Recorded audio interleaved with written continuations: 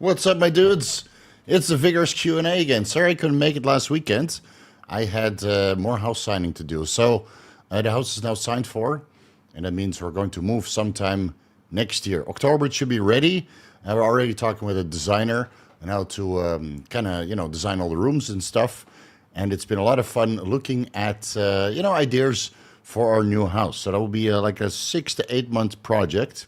But yeah, I had to wake up early, meet with the designer, discuss some options, sign for the house. So last week I didn't have time to do the Q&A, but I think Paul Barnett covered for me. So I hope you guys had a good time over at Paul Barnett's live stream. And he's not here today, so we kind of go back and forth, right? Those old guys sometimes have work to do, and then, Paul goes live, I go live, and then everybody wins. All right, lots of updates in the meantime.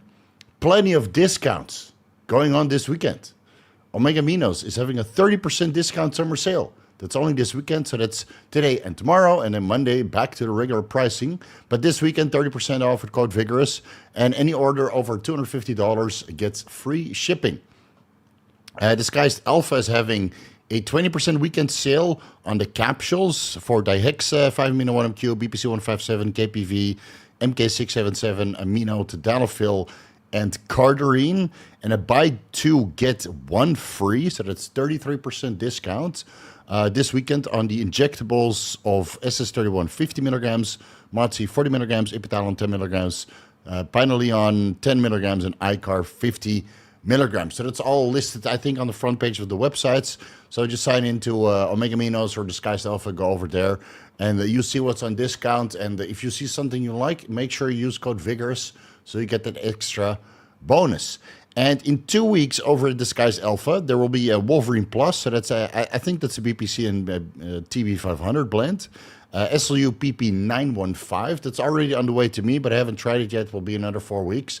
They'll have 10 milligram capsules, and that allegedly has a lot higher bioavailability than oral SLU PP332, which now a lot of people prefer to inject. But I think the oral bioavailability works just fine. I mean, I ran 1 milligram SLU PP332 for many a year, or for a long time, and I got great results. That works better if you combine it with ATX or even BAM15. Yeah, but we'll get that, don't worry. Let's see, L-THP, that's a new neutral pick. Fasoracetam, I haven't tried that. Sunifiram, TUX653, Meldonium, I'm sure you guys are familiar. Nicotinic and mononucleotide capsules, Sobuterol GC1 capsules instead of the droppers, and injectable myonosyl tripyrophosphate at 200 milligrams per milliliter. So that's going to be dropping at Disguised Alpha over the next 2 weeks. I'll keep you guys updated when what is dropping in the Vigorous Q&As, obviously, because as soon as I post something on Instagram, I get the shadow banned again. So, yeah, the Instagram, you know how bad it is. Gorilla Mind Energy is now available at 7-Eleven in the USA only, not in Thailand.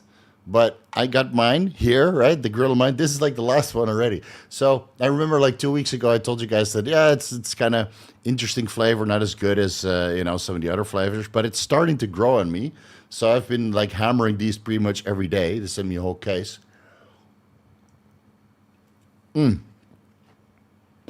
Tasty. And then today I got lucky. This arrived today. Fruit Punch Christmas box. So let's open that. Where is it? Here. Let's open that. Oh, look at this shit. Don't look at the biceps. Look at this. The Gorilla Mind Nitric, or Gorilla Mode Nitric, right? Pre-workouts without stimulants. So you get a massive pump. You can take that in the evening if you work out late. 5 meals in, you still need a little bit of extra pump. You didn't have enough sodium and glucose in your diet. You add in the Gorilla Mode Nitric, 1 or 2 scoops. Pumps galore. And the Acmatine will keep you going, but it's in and out.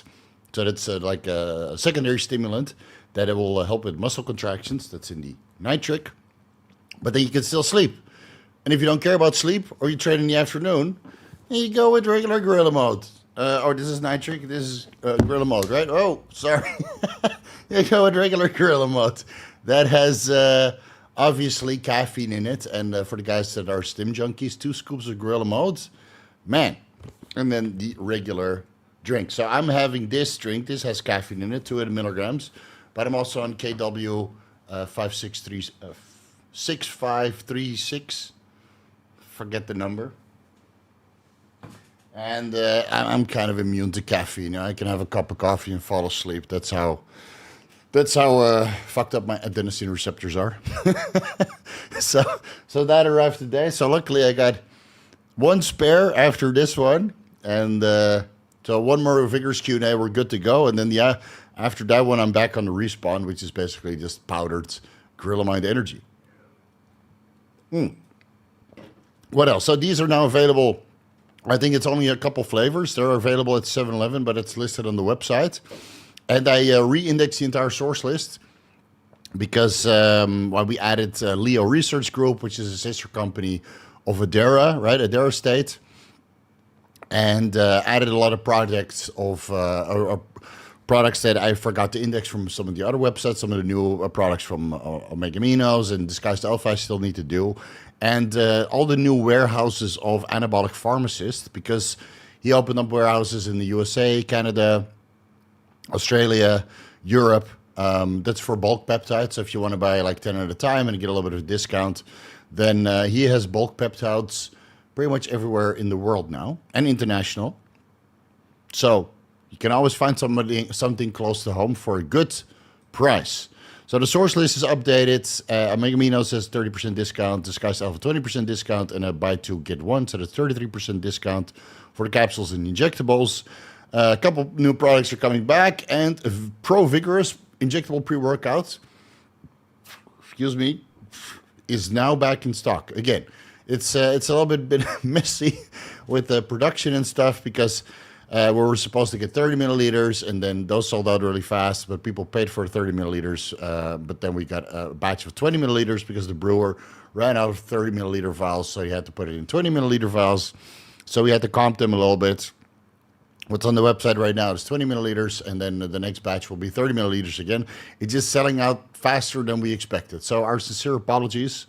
But everybody seems to love that ProVigorous brand. I certainly love it. I mean, my chest is still pumped from the chest workout 2 days ago. Yeah, and we'll do the DHT update, but let's do that at the end when there's more people, because I got a lot of blood work. No pictures yet because I am a little bit self-conscious, but I'm getting lean, but every time I take pictures, I'm still not happy. So we'll do that at the end of the DHT experiment. We're now 5 weeks in. I think I got about 1 or 2 more weeks left. And then it's no excuses pictures time. Okay, let's get the disclaimer going, and then it's questions time.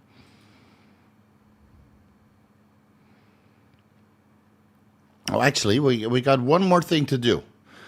One more thing. Let's see. Marek Diagnostics. All right? Because it's still the same shit. Every time we talk about this, we talk about all your questions and stuff. I forgot to prepare this, but where is it? No. Collections, budget-friendly panels. I'm going to show you guys how easy it is to do blood work. I just got to preload it here. One second. All right. And then we'll do the lab builder because on the essentials, there's a little bit missing. But I'm going to show you guys how cheap it is to do blood work. Oh, God. Oh, they changed the website a little bit. Okay. 1 second.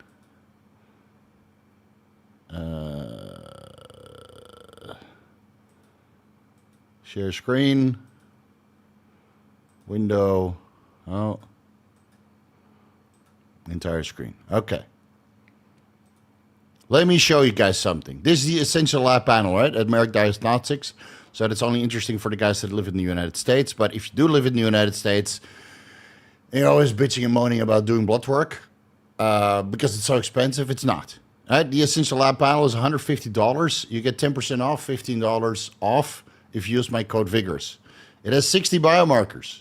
Total testosterone, free testosterone, thyroid-stimulating hormone, fisting, insulin, hemoglobin, A1C, glucose, blood urea, nitrogen, creatinine, EGFR, the ratio between bun and creatinine, serum electrolytes, most of the liver markers, right? besides gamma GT, so you do need to add that. Total cholesterol and VLDL cholesterol and triglycerides, HDL, LDL, complete blood count and everything that's a part of that, including white blood cell differential. And yeah, so that's pretty much the basics. The only thing you need to add to that, if you're hormonized, so you add on top of this $150, you add in this the standard estradiol, right? That's good to do if you don't have any issues. And if you have issues, then it's probably better to do sensitive total testosterone and sensitive estradiol. But this is an extra $20, all right? So we got here, sharing the screen. Is it going to load? All right, $150 plus 20, $170. Oh, whoop-de-doo. Gamma GT.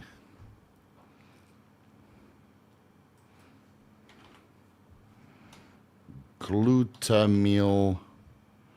It should be able to. GTT. Oh, I guess they removed it. Where the hell is it? I checked this a couple days ago and they had it. Anyway, they have C-reactive protein. That's $18.50. $18.50. You need to add that. And then, I'm surprised why the Gamma GT is not here. Anyway, I think it's somewhere here. No.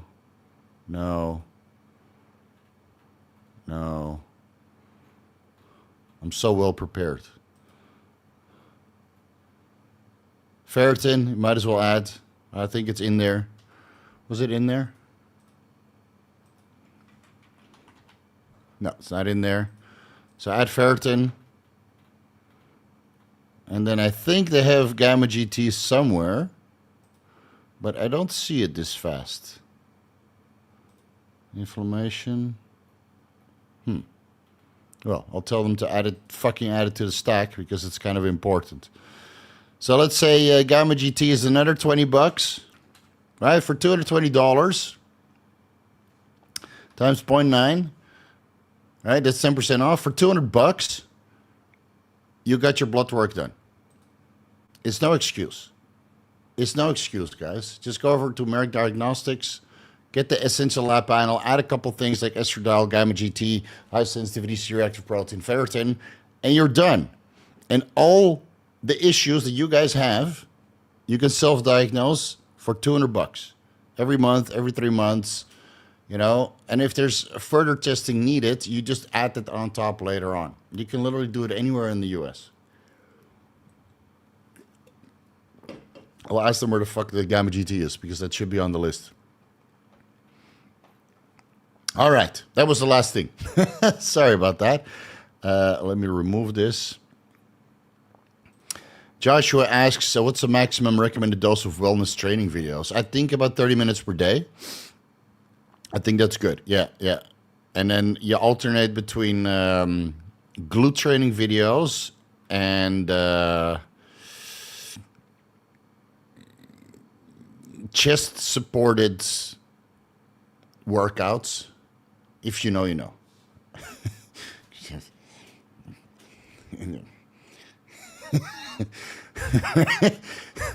Ideally from a top angle. And don't blame me, man. Those wellness girls, they put so much silicone in there. They got such big boo-boos that it needs to be lifted on top of the pad. So I was laughing my ass off when my wife had to do that. The chest-supported rows, and then first the boobs have to come up. So she can actually put the pad on her sternum.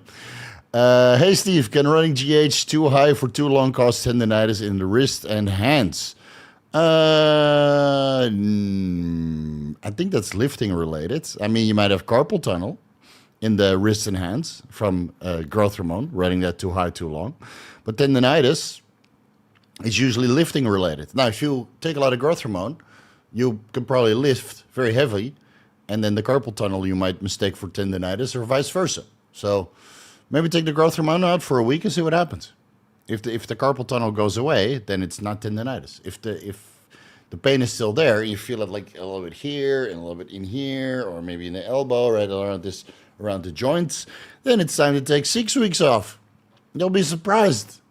I took 6 weeks off because I tore my quad, and all my elbow pain and shoulder pain and knee pain. Well, my one knee is still hurting, obviously, but the knee pain is gone. Just by taking time off and megadosing the Clo, right? The KPV, GHK copper, BBC 157, TB 500, and just taking some rest. You'll be surprised how much rest can do. You don't even need to inject anything. Steve, thoughts on adding 25 to 50 milligrams per week Tren acetate to the end of a test Primo cycle? Thanks for all that you do. Go for it. Sounds totally fine to me. If I didn't have a daughter and I didn't respond so badly to Trenbolone, even though I respond favorably for my body and body composition and cosmetic wise, it still makes me a little bit moody. So Tren for me is out of the picture, and I feel too goddamn good on tests in DHT. Yeah. Even though it drives me out. Like, it makes me dehydrated. But again, we'll discuss that during the blood work review. So, yeah, go for it, man. 300 tests, 300 Primo, 25 to 50 milligrams of Tren for 6 to 8 weeks. Mutate. And then take your pictures. Go to the beach. Get a couple phone numbers. Take your shirt off. Dominate. And wear shorts a little bit too tight. When you walk, it starts to go up.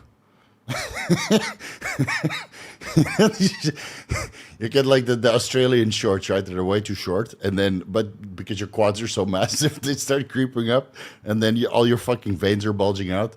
It settles like right over the hamstring. Happened to me, but back when I still had big quads. You get your super short shorts out. You go to the beach. You take like 10 steps, and then you're basically wedged all the way in there. You see people like, the fuck is this? And just laugh all the way to the bank. Steve, is it possible to run 50 milligrams test suspension brewed in MCT oil on top of regular TRT pre-workout 7 days a week for a whole cycle, assuming blood work is fine and aromatase is controlled? 4. You talked about on a podcast during... Oh, this is a different question. Yeah, you can do that. If you can deal with the post-injection pain. Because even test suspension, or test base as it's called in MCT oil, will cause some post-injection pain. Yeah. Some swelling, some irritation, some bloofiness.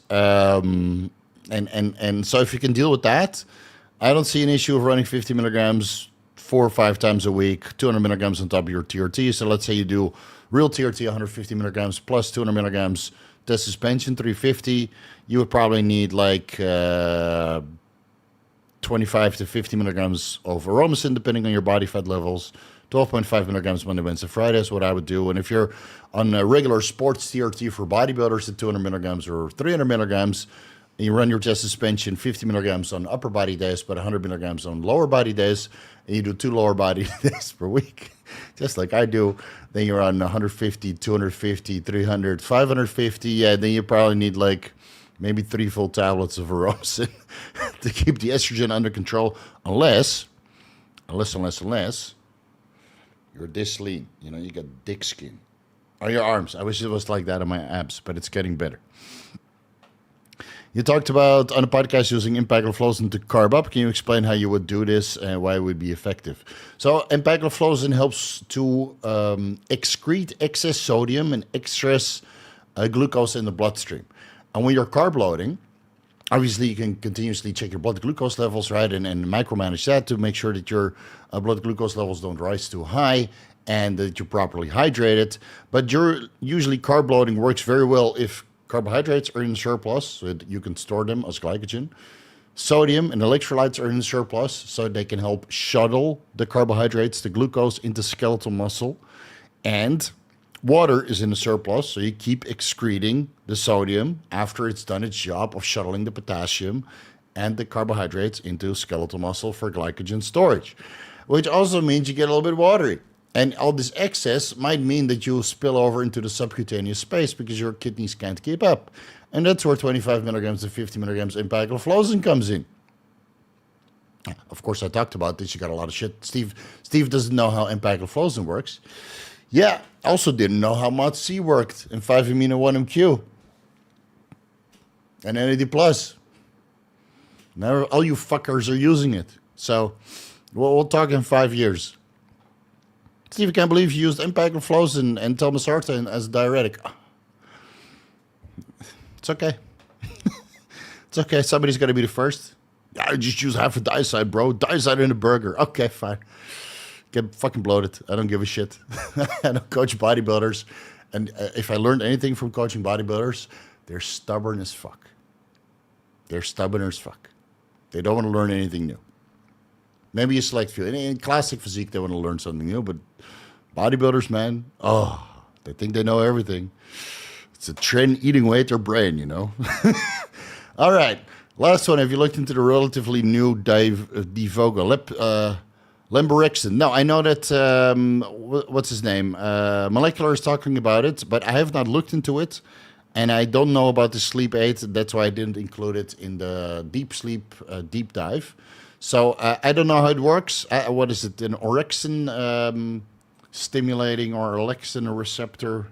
Lemborexant. Falling asleep.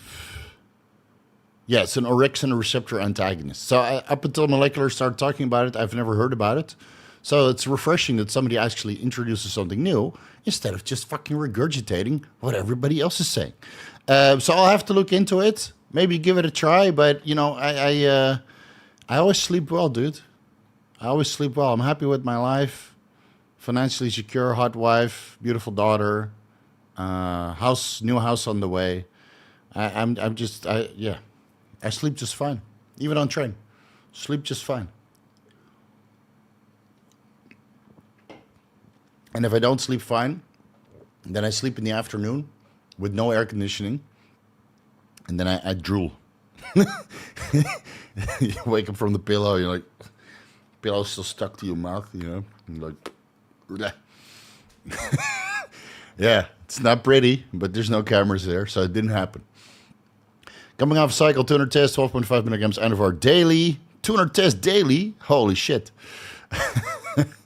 Is it really daily? 1,400 milligrams test or 200 milligrams a test and per week and 12.5. We're going to go with 200 tests per week and 12.5 Anavar daily.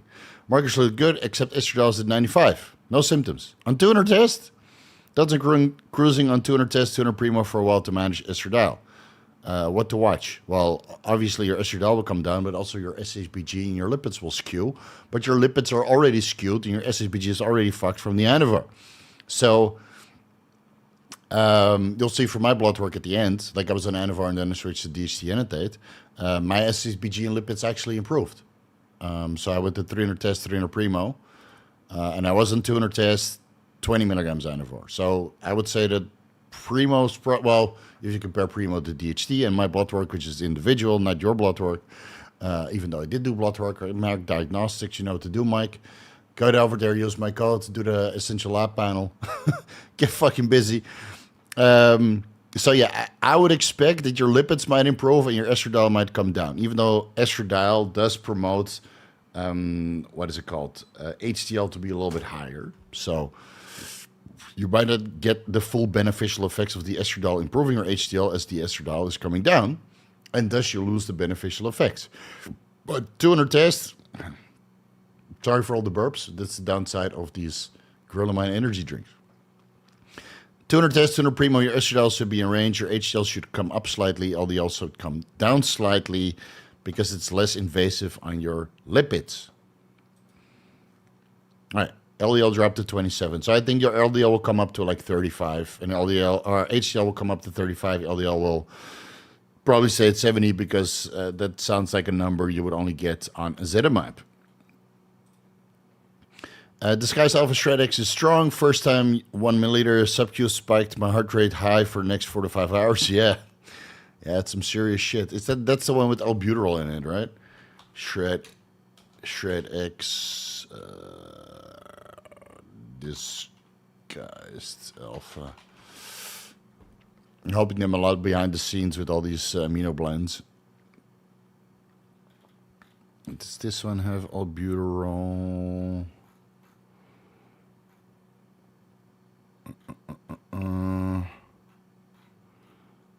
Man, where's the fucking ingredients?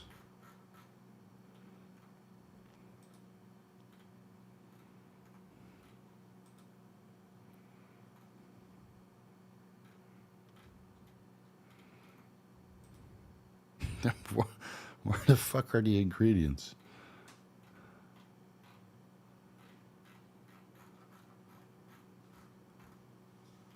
It's so weird. I can't find the ingredients in the site. Jackson, are you here? Where are the fucking ingredients, bro?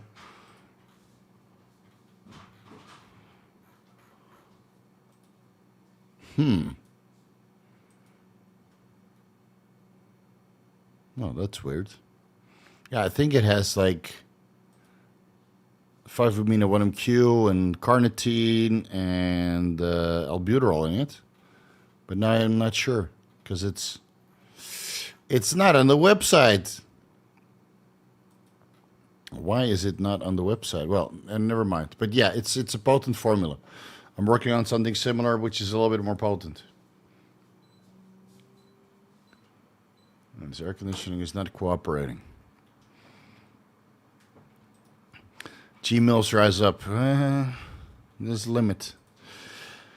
What could cause lethargy on TRT plus? Felt great initially, lately feel tired. We'll do blood work, but curious what marker should I go look for? Just do all the ones at Marek Diagnostics, which we just discussed at the start of the blood work, but do it at your lab because you're in Europe, right? You're paid 11 euros.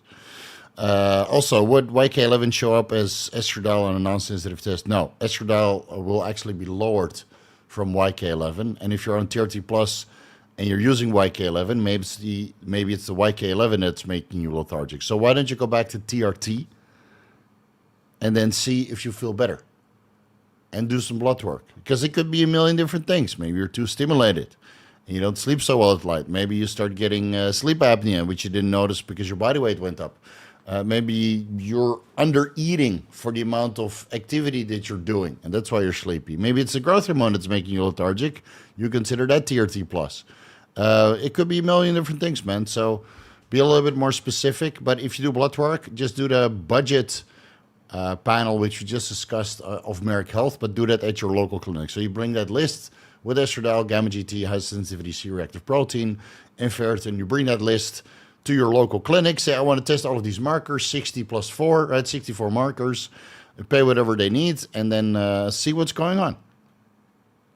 You know? I never got my free ebook. Well, it's very easy. You forwarded me your orders from June, and I would verify those orders. And if I didn't see it in my affiliate dashboard, because you're trying to get a free ebook because you use somebody else's code, then you're not going to get a free ebook. So I might have not replied to like 10 or 12 people because they tried to scam a free ebook out of me. And I asked, the affiliate manager to say, hey, this order is not my affiliate dashboard. Who got the code? And they use somebody else's code, right? There's a lot of scammy people out there. I don't mind giving stuff away for free, but then at least support me by using my code.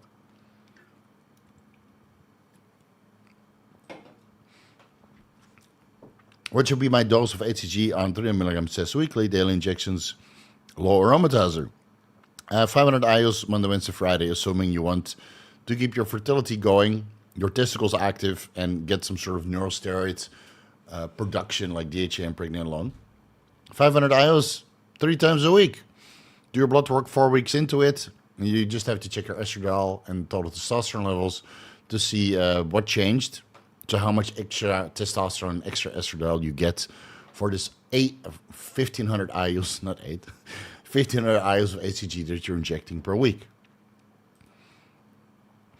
If I tolerate Tren A at 350 to 400 milligrams pretty well, is that a good sign I will tolerate DHK and MPP as well? No. Just because you tolerate Tren well doesn't mean you tolerate DHK and MPP well. So come off the Tren for a couple of weeks. Let that metabolize at least 5-6 weeks, and then add in the DHK or MPP. Everybody's different, man. I can tolerate Ment and DHK, but not Tren. And they're all progestogenic 19 Nors. So it's all different. They're all different hormones. Everybody responds differently, and the only way of knowing is by getting your hands dirty. Okay, just to answer this, but dude, you're a member. You don't need the super chat. I'll still take your $5 though. Thank you. If I end up with high estradiol, I'd probably throw in 50 milligrams EQ. Yeah, 50 milligrams of EQ or 25 milligrams of Romacin per week. You can dial that as well. Hey Steve, on Reda or GLP-1, do you recommend AICAR or TADCA? Yes. Yeah, anything to keep the stool moving. So AICAR, TADCA, oxbile, sulforaphane. We'll discuss all of that on the next anabolic roundtable for stool motility. Now, obviously, magnesium, right? Magnesium citrate is a little bit better for stool motility than magnesium bisglycinate. But if you take 200 milligrams to 300 milligrams magnesium bisglycinate with meals, it also helps to lubricate your stool a little bit. So high dose magnesium, AICAR, TADCA, maybe 250 milligrams with meals or twice per day, and then sulforaphane twice per day. I mean, you shit bricks, dude. It's epic. It's really epic. Yeah. Let's see. Very funny. Appreciate input on the DHT annotate dosage range. Some find calm confidence at 25 milligrams per week. Other are much higher, up to 500 milligrams per week on a blast, considering low dose DHT annotates to smooth out the trend sides. Thoughts on many things. Yeah, I'm not sure if that would work. I don't have an experience combining Trenbolone with DHT annotate. So you'll be the first, man. Give it a try. Right? How much Tren would you be running? And again, everybody's a little bit different. I just feel good on it. I just feel good. Like the confidence and the security and go get attitude. I have that whether I'm on or off cycle. Right? I'm a happy guy. I'm motivated. I'm good. I don't need drugs to get confidence and that kind of stuff. But some people report that, right? That they're, I mean, I can notice my libido is way high. It's really, really high. It's, yeah, so that's what I noticed from DHT annotate. And it feels that my dick is a little bit bigger, at least more volumized when it's hard. So that's a nice benefit. But yeah, calm confidence and masculinity and all that stuff. I think I got my balls together, so I don't need steroids for that. But if you notice that at a certain dose, and you might think that it smooths out the Trenbolone sides, which weed and opioids and other kind of stuff also do. Then yeah, by all means, go for it, man. Maybe you run 200, 300 tests, 25, 50 milligrams Tren, and add in a little bit of DHT annotate, 25 milligrams, or propionate, which allegedly gives a little bit more libido and more fullness. So add it in and let us know a couple of weeks from now, because I don't know if that's the case. But if some people report that, and it's multiple people that report that, like, hey, I wasn't testing Tren, I added in a DHT and I felt a little bit calmer and a little bit smoother and less aggressive, then yeah, I could see that working, because I'm dieting pretty fucking hard and I'm lean. If I was the same leanness now, the same hard dieting, replacing the DHT, the 300 milligrams DHT annotate that I'm running with, let's say, 50 milligrams of Tren, I would not look this good skin thickness wise, and my mood would be a lot worse. Now, combining both, would my mood stay the same? Not sure. I'm not willing to try it. I got too much shit going on. I can't afford the Tren rage anymore. Hey Steve, wanting to titrate swap 450 milligrams test and 150 milligrams EQ to 550 test and 300 Primo. 50 EQ, first cycle, blood works checked, titrated slowly every 6 weeks, started at 300 test, thoughts. Okay, so it's been a while that you've been on cycle. Odyssey and IMAX with 4 grams of shroom, 11 out of 10. Yeah, it's like there was a lot of drama about Odyssey, and then I see now some of the audience scores, and it's I do feel like going, but I don't have time tomorrow. Tomorrow I got to take my daughter out to swimming and dominate in the pool. Take my shirt off. All the other guys are like, who the fuck is that guy? But yeah, I would love to partake with some shrooms and watch the Odyssey, but unfortunately I don't have shrooms. So I might still be able to partake though. Anyway,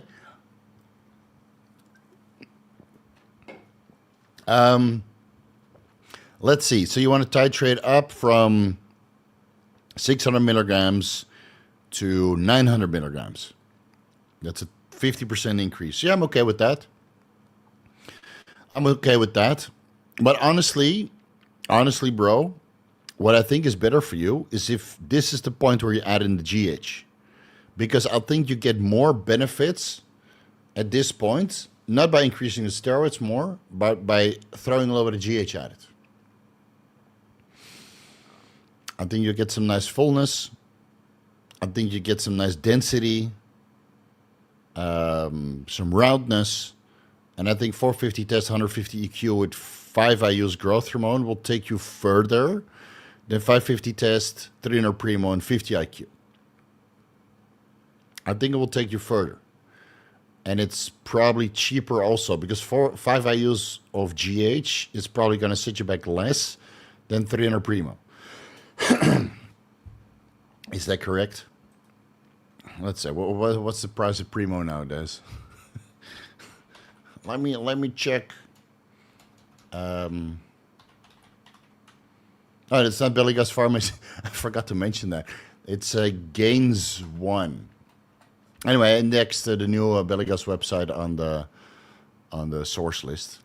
They had their website pulled down, so they started a new one. Primo. And they have Primo in stock. So let's go with the 100 milligrams one, because I think the 200 milligrams one has ethyl oleate in it. And that is right now $92. Okay, so let's say 92 divided by 100 or by 1,000 times 300. Oh my God.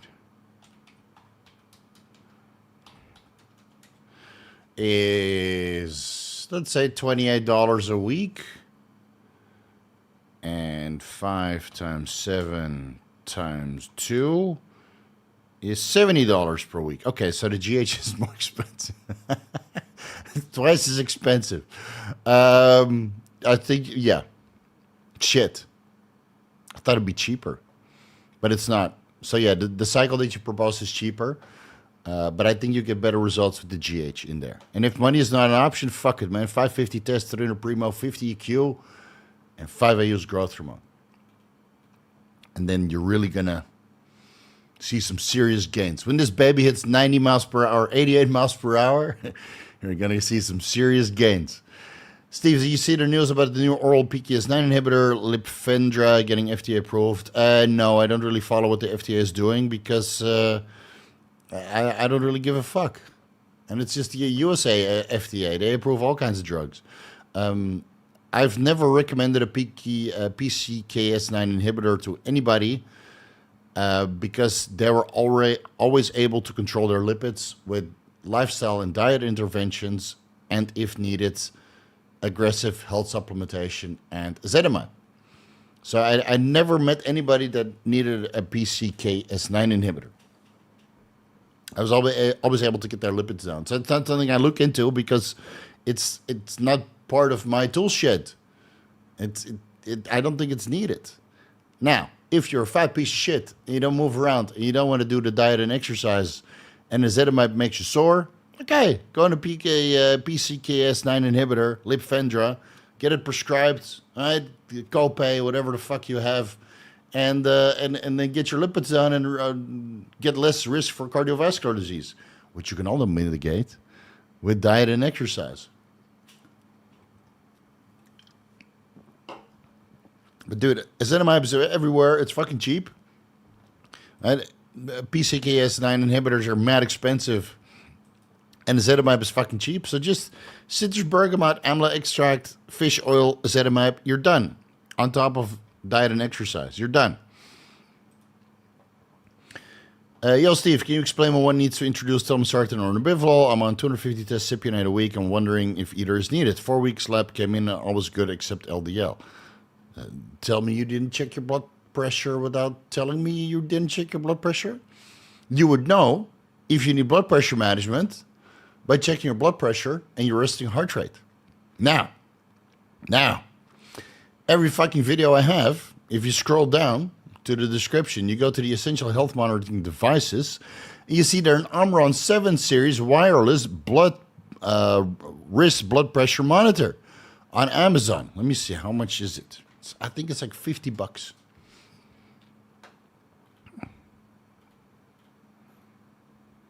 Oh, sold out. Where is it? Is it sold out? Maybe I need to update my links. Looks like this is not... No wonder I don't make any money with Amazon. Ron. Fuck it, I want to update all of the links. 75 bucks for a wireless wrist blood pressure monitor. Yeah, no wonder I don't make any money with Amazon. They keep pulling these links down. Well, I have 2,000 videos or something. I don't want to fucking update. So it's 75 bucks. I'd type in Omron wrist blood pressure monitor. Check your blood pressure. And then the machine will tell you if you need Telmisartan or Nebivolol. If your resting heart rate is in range, you stick with Telmisartan, 20 to 40 milligrams.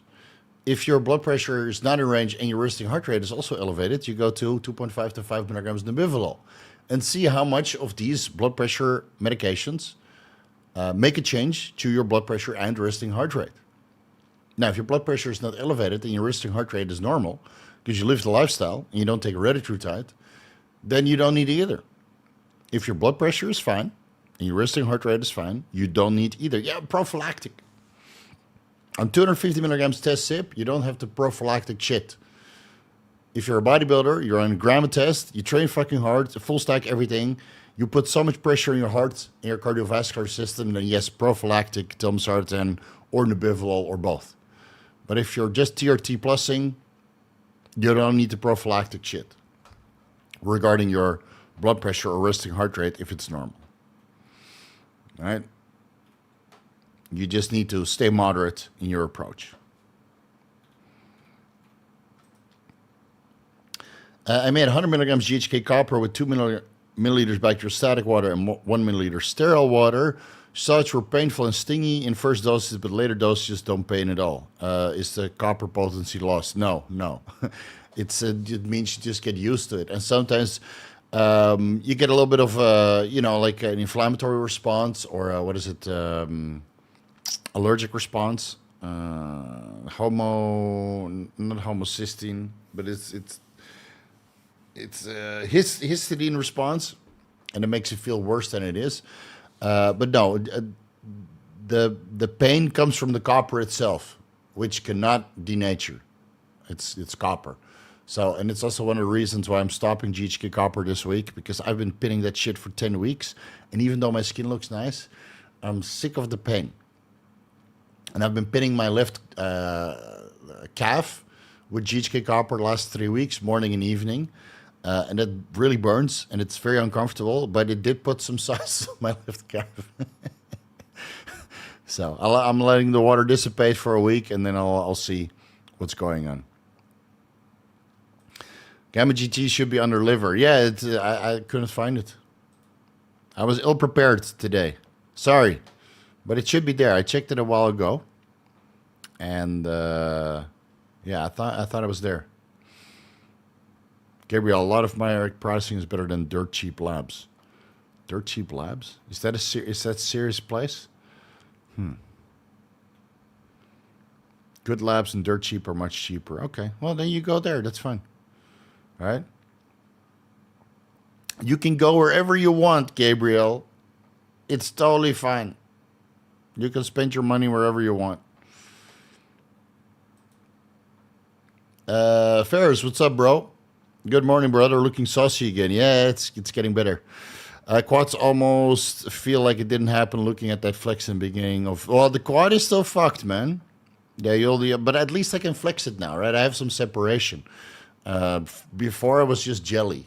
Like you move it like this and it literally looked like pudding. But now it's starting to get a little bit... So I'm doing some single leg exercises and...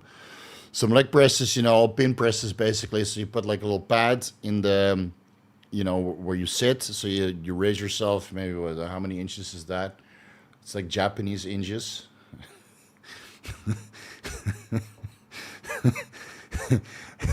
If you know, you know. And if you put this much, it's like Caucasian and maybe Spanish. And then this is like, BBC range of motion. Anyway, but you put like a pad that's like Japanese range of motion, and then you press from the pin. So you're almost at 45 degrees. And then this, what is it called? The hammer strength toe press that I use as a leg press. That one I can do full range again. Yeah, with 3 plates. So it's getting better, guys. Yeah, and the doctor is cringing. But hey, that's the whole point. Vigorous Saturday. Stay jacked, my friends. Yes. Welcome to the Vigorous crew. What's up, bro? Steve is nervous taking a picture because he thinks he's fat in every picture, whereas I'm happy being Santa Claus for my Zumba class. Yeah, it's such a curse, right? Because I'm not fat at all. Like, it's okay. It's not... why do I look naked? Jesus Christ. It's just my abs are not so good anymore, you know? It's just not good anymore. So I really have to be selective. And it's the end of the day. So I'm a little bit watery. Yeah, I could look better, but give me the fact, man. I've been back in the gym for 5 weeks. Give me a goddamn break. I was like fucking in bed for 6 weeks, and now it's been 5 weeks. So at the 6-week mark, we can actually start looking at it. But I'm happy with the. Like this is insane. How I don't know what DHT is doing to my skin. It's probably like destroying all of the collagen, which is not good for recovery, obviously, of a quad tendon tear. But it's, I will tell you that the transformation in the last 5 weeks with the testosterone, DHT annotate, and ATX, and a little bit of SLU to keep my energy levels up, it's been pretty dramatic. Yeah. When coming off GLP-1s, going into a push phase, plus GH, what can you substitute Metformin to keep glucose levels in check? Daily fasted cardio. Vitagliptin, no. Acarbose, no. Sitagliptin. I would use Empagliflozin, because that actually has some longevity benefits, 25 milligrams before bed. Sitagliptin, I would only consider, or Vitagliptin, I would only consider if you're using IGF-1. Or you like I'm using Sitagliptin right now. But I'm taking all these growth factors, and I'm trying to prevent the breakdown of growth factors to heal my quad tendon. So I'm taking 50 milligrams sitagliptin in the morning and evening with 25 milligrams empagliflozin, which I'll have to take out because I'm just losing too many electrolytes from the DHT annotate. DHT annotate is like the original ancillary through mineralocorticoid and glucocorticoid receptor inhibition. You just fucking piss out electrolytes. And that means that empagliflozin is not a good idea to stack that on top of DHT annotate. And Telmisartan for the same reason, because otherwise your blood pressure is just too low and your serum electrolytes, especially serum sodium, is too low. And you wake up dizzy. Yeah, so I had to take all that shit out. So instead of, I'm using empagliflozin and Telmisartan prophylactically, just take DHT annotate. And from 25 milligrams a week, it already starts to happen. So I think I'll do 300 milligrams per week for 6 or for 8 weeks. And then I'm done. And then I'll switch to Primo, which now I've been on for, when did I start? June the 14th is when I did blood work. So that's, how long ago is that? June 14th. So I started on the 15th. 1, 2, 3, 4, 5. Yeah, I think 6, 7. I think I'll go until the end of the month, so that's 8 weeks. And then I'll switch to Primo until the Olympia. Do I have enough? I'll figure it out. Yeah. And then I should look pretty fucking good. Oh, yeah. Anyway, so if you're going to an off-season push phase, growth hormone, I would take 25 milligrams empagliflozin or 50 milligrams sitagliptin twice per day. So empagliflozin is once per day. Sitagliptin is twice per day. No metformin, that's shit. Vitagliptin, I think the half-life is not that favorable, so I would do sitagliptin. Acarbose, also shit. And they're glucose disposal agents with no additional benefits, and they lower IGF-1 levels. So why would you want to lower your IGF-1 levels when you can take something to help with the insulin sensitivity and actually increase your IGF-1 levels by taking sitagliptin? Now, the sitagliptin on paper is more anabolic because it prevents the breakdown of insulin and IGF-1, whereas acarbose lowers your insulin levels and also lowers your IGF-1 levels and keeps all that shit in your stomach. I don't think it's a good idea. Steve, what have you heard anecdotally from Elora Lintide? Elora Lintide in the community. Any side effects, efficacy stacking? Does it actually work? Yeah, so it's meant to be respected. I know Jackson took like 2 milligrams and he had some serious issues. Couldn't eat, but he also had appendicitis. And because of the L-Orinatide experiment, he actually found out that he had appendicitis, had his appendix removed, which was already burst. It has nothing to do with L-Orinatide, but he just decided to go to the hospital to get checked. Right? He didn't want to fuck around. And then they found out that his appendix was burst. So he had surgery. So actually, L-Orinatide saved his life. But most people would start with 0.5 milligram. They don't feel as lethargic on L-Orinatide at 0.5 milligram once or twice per week as they do with cagrilinotide. So I think once people pivot from cagrilinotide, if you need it, you pivot from whatever dose you were to a starting dose of, you were on cagrilinotide, 0.5 milligram, 1 milligram a couple times a week, to 0.5 milligram L-Orinatide once, twice, maybe 3 times per week. It's more potent. You feel a lot less lethargic from what I've heard anecdotally, but I haven't tried it yet. And my appetite is pretty, suppressed on 10 milligrams. Yeah, 10 milligrams Reda. It sucks, right?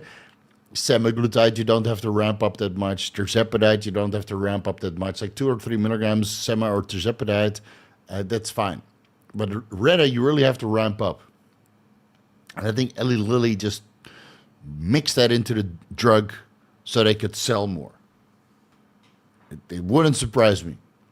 It wouldn't surprise me. I think retatrutide was specifically designed to be less effective after a while than semaglutide or tirzepatide. So you would be forced to ramp up the dose to 10 to 12 milligrams. Because everybody I know eventually ends up at 10 to 12 milligrams Reda. Cheers. So yeah, L-Orinatide, 0.5 milligram once, maybe twice per week. Less lethargy than cagrilinotide, anecdotally from what I've heard, but I haven't tried it myself yet. And I don't see a reason why I would want to use it because, I get all the appetite suppression I need from 10 milligrams Reda. My wife is 39, still cycling. She uses 2 pumps estradiol gel daily and 200 milligrams progesterone days. 15-26 for fatigue. Oh, for menstrual cycle. Okay, low mood, low motivation, low libido, but a little improvement after 3 months. Thoughts?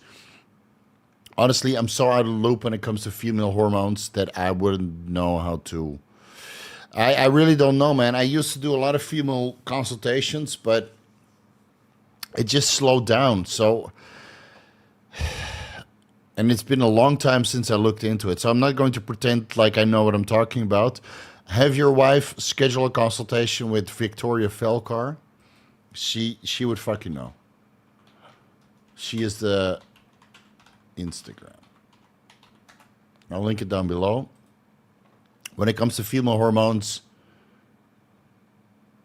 what, her Instagram is not available?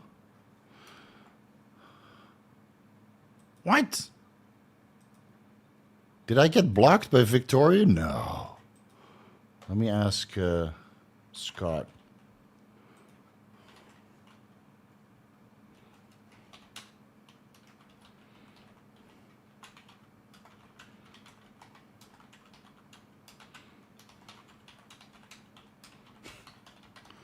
What the fuck?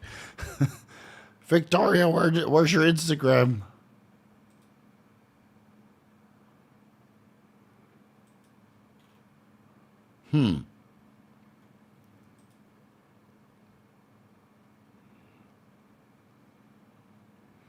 That's so weird.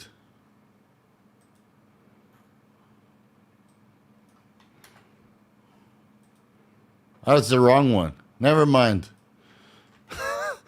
I got Felker, not Felkar. Shit, wrong one.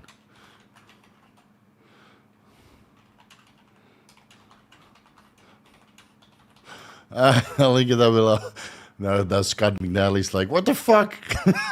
I didn't know your Instagram got deleted. Victoria Felkar, not Felker. It's linked down below. So please contact her for a consultation, and then she would be able to dial in your wife's hormone levels and fix your fatigue, low mood, low motivation, low libido, etc. Because I'm so out of the loop. I wouldn't know. I wouldn't be able to give you good advice. Steve, thanks for your videos. I healed from post-finasteride syndrome sexual issues. Thank you, sir. How do I cycle DHT annotate and 50 milligrams per Viron a day? I would choose one, because I would just start with 25 milligrams DHT annotate and see how you respond. Because if you have post-finasteride syndrome sexual issues, then you're probably very sensitive to DHT now.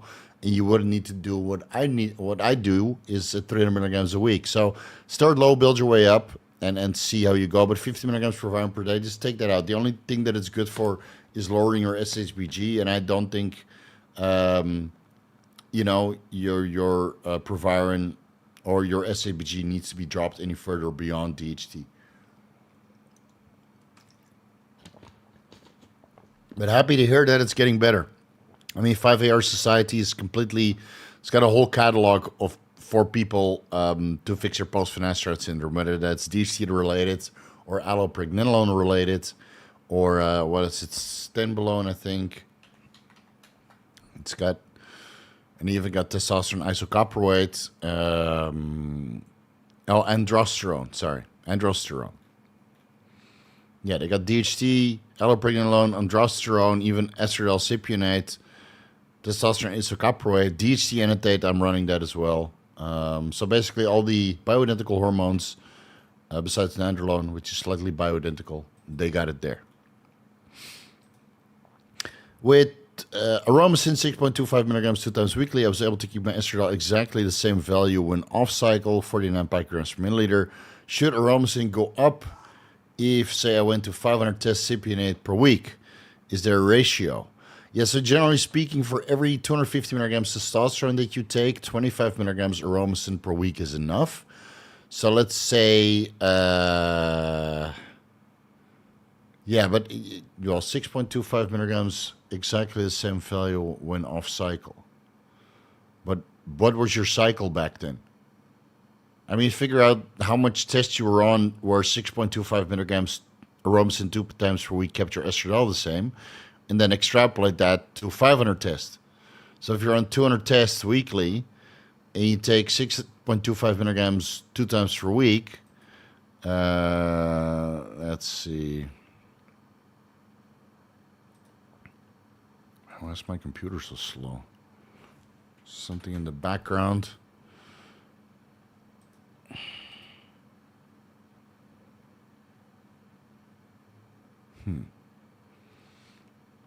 Google Chrome eating up all my memory. Of course. 3 gigabytes. What the fuck, man? Google. What the hell are you doing? So let's see. 12.5 divided by 200 times 500. 31. So you would need like 3 half tablets. Or maybe 5 times 6.25 milligrams. So instead of 2 times weekly, 6.25 milligrams Aromacin for 200 milligrams a test, you go to 6.25 milligrams Aromacin 5 times a week for 500 tests, which makes sense.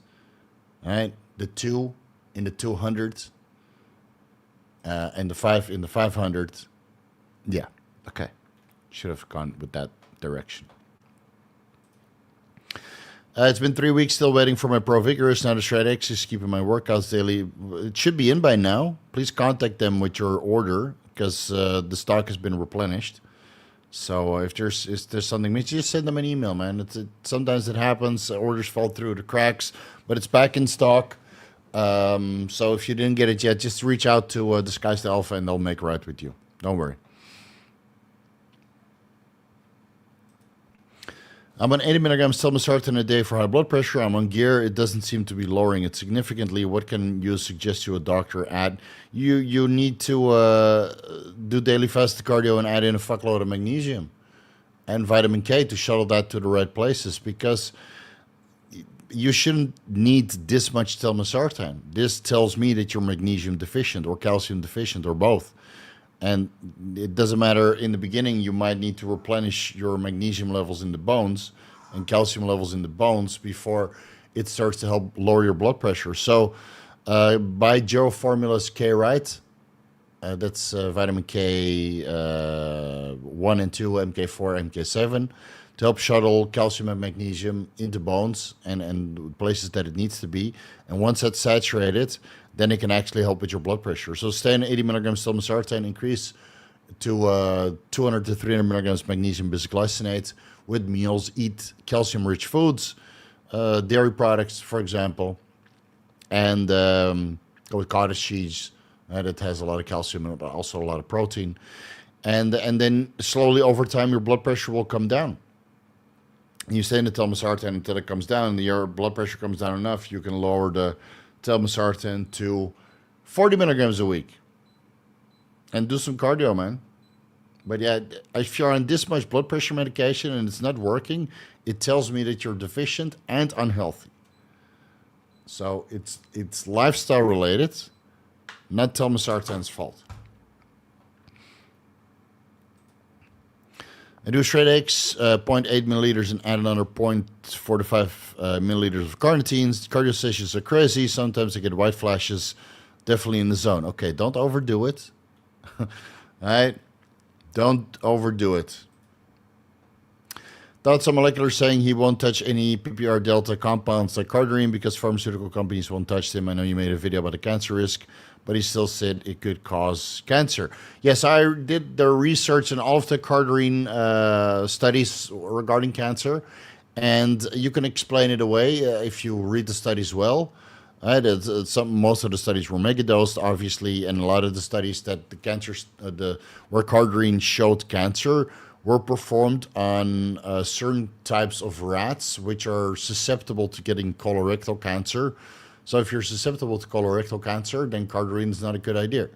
Check your genetic makeup, right? Has there ever been a case report of a human getting cancer from Cardarine? I don't think so. As far as I know, there's not been a single case report of anybody in the fitness industry getting cancer, whether that's from TB500, BBC157, GH, other growth factors, or Cardarine, or anything else. People die from heart attacks or kidney-related issues. I don't think anybody died from cancer. So that being said, there's a lot of studies that show that Cardarine can cause cancer in animal studies in animals that are prone to certain cancers. When they megadose Cardarine or at certain dosages. And then there's also a good amount of studies, about double the studies cause cancer versus the studies where Cardarine prevents cancer or reverses cancer. So it can cause cancer and reverse cancer, or cause cancer and prevent cancer. Make up your fucking mind. So yeah, this is why it's very important when you do deep dives and research that you read all of the studies, not just one study, right? Because I remember when I released that Cardarine deep dive, people, yeah, but it causes cancer, and they quote one study. Shut the fuck up, peasant. One study doesn't prove shit. Multiple studies, a meta-analysis, and a deep dive, and a proper... Now, I know Molecular would be able to do that, right? Maybe he didn't look at it carefully, or maybe that's where he draws the line. So I saw 18 studies that it caused cancer, and it doesn't matter that there's 9 studies where there is a cancer preventative effect from Cardarine. It doesn't matter to me. Okay, that's right. It's his own individual risk, right? You push it that far, and this is the line you don't want to cross. Okay, I get it. I still take Cardarine after doing the research. I think it's a wonderful compound to improve stamina and help with fat loss. Do we have better compounds that don't have studies behind them that it causes cancer? Sure. ATX, BAM15, DMP was not shown to cause cancer, even though it might increase oxidative stress. Will those cancer studies, like say 100 years from now, will there be cancer studies on these compounds? Maybe. Just because it doesn't show cancer today doesn't mean it doesn't show cancer tomorrow. Right? And you know, the medical field is funny. One study proves something, and then everybody jumps ship on the same subject. That's why there's so many studies on Boldenone regarding kidney stress. One study showed it, and then everybody jumped ship. Oh, we're going to show it or disprove it. So you get at an accelerated rate a certain subject matter is investigated, because I think it helps with funding. This study showed it causes cancer. Can I get $1 million to prove the same thing, or disprove it? But there's no cancer studies on SLU. There's no cancer studies on ATX. There's no cancer studies on RETA. There's no cancer study because it hasn't been performed. Doesn't mean that it cannot cause cancer. So just because you feel safe that there's no cancer studies on high-dose SLU doesn't mean it can't cause it. Just because you feel safe taking 5 compounds together that have cancer studies and it proved that individually they don't cause cancer doesn't mean that when you stack them together, they don't cause cancer, because it hasn't been investigated. So the scientific evidence only goes so far, and even though it might make you feel safe, it doesn't make you safe.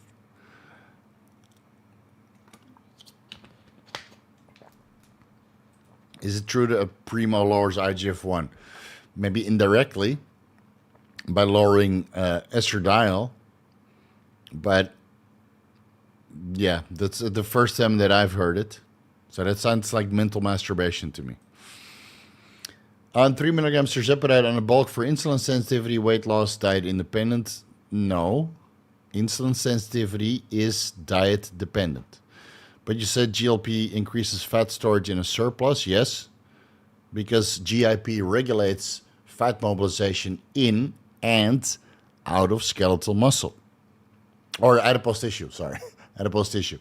1 milligram MOT-S a day on TRT plus, only bulk. If you want to take a GLP-1 for insulin sensitivity, take like 0.5 milligram once or twice a week. The lowest effective dose. Because at 3 milligrams, you'll suppress your appetite too much. You get too much glucose insulin, or what is it?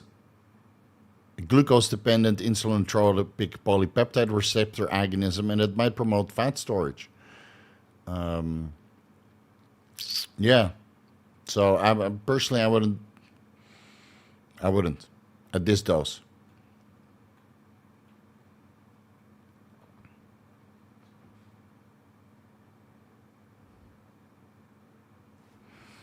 I want to try test for 3 months to get cognitive benefits while HCG save my ball size. Yes, as I mentioned in the HCG deep dive. So watch the Entrepreneur Nootropic deep dive video series if you want to take tests for cognitive benefits.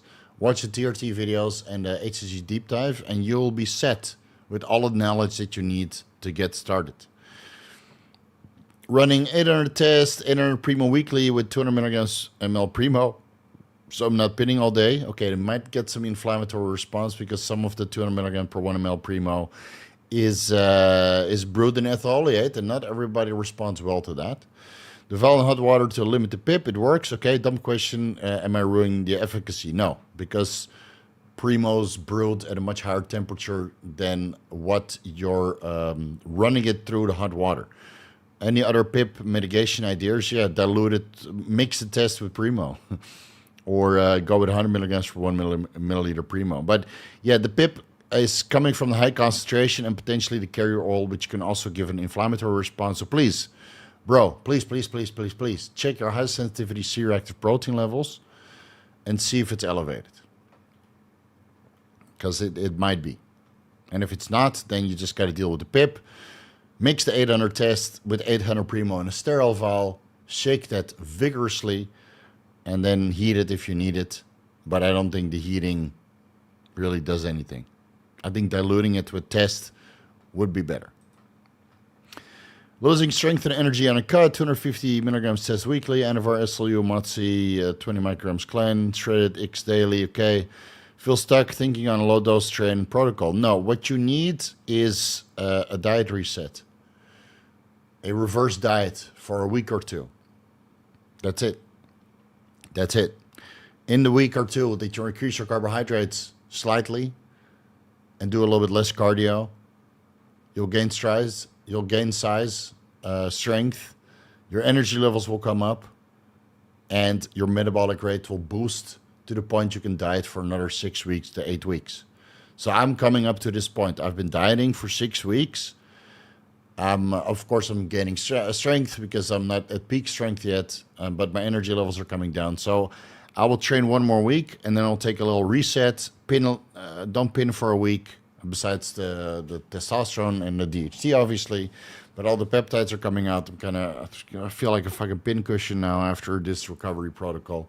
So 1 week, I'll just do 3 injections. No glutathione, no nothing. No GH, no peptides, no shit, no MOT-S. I just want to give my fucking butt cheeks a break. My subcutaneous tissue a break from all the peptide injections. No fat burners, no nothing. Just eat a little bit more freely. Maybe do a deload or a 50% weight, double the reps. Do a little bit of a deload or a full week off. Just take a 1 week break, and then I'll be fresh as a daisy to continue the diet again. And it sounds like you need to do the same. So instead of throwing more drugs at it, take 2 steps back, half the cardio, double the carbs, or 50% the carbs on top of 150% of the carbs. Train not to failure for 1 or 2 weeks, deload a little bit, and you'll be surprised how much you'll improve and how much your diet will progress beyond there. And if you're not sure yet still, then just hire a coach, and he will tell you the same thing. Take 1 or 2 steps back to take 10 steps forward. And in the time that you're, not really focusing on cutting, you take the clean out, you take the shredded X out daily, you keep the SLU in, the Anavar, the MOT-S, and the test, but you take a little step back on the fat burners. Your video, Trembolone 3 to 5 milligrams a day, this actually makes any significant difference physique-wise. Never use Tren.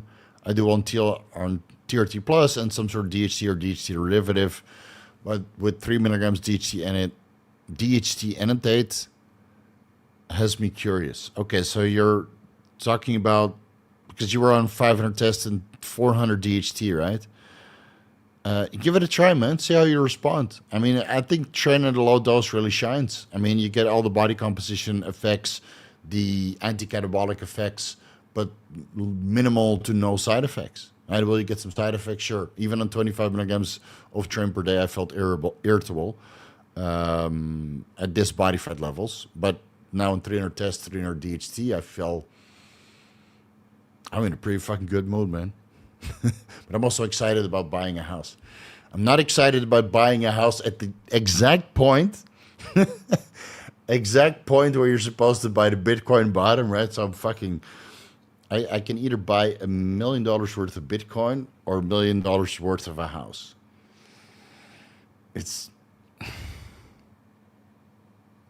But I will go for the house. Yeah, I will go for the house. Because you can't live in your Bitcoin. Right? That's what my wife always says. You can't live in your Bitcoin.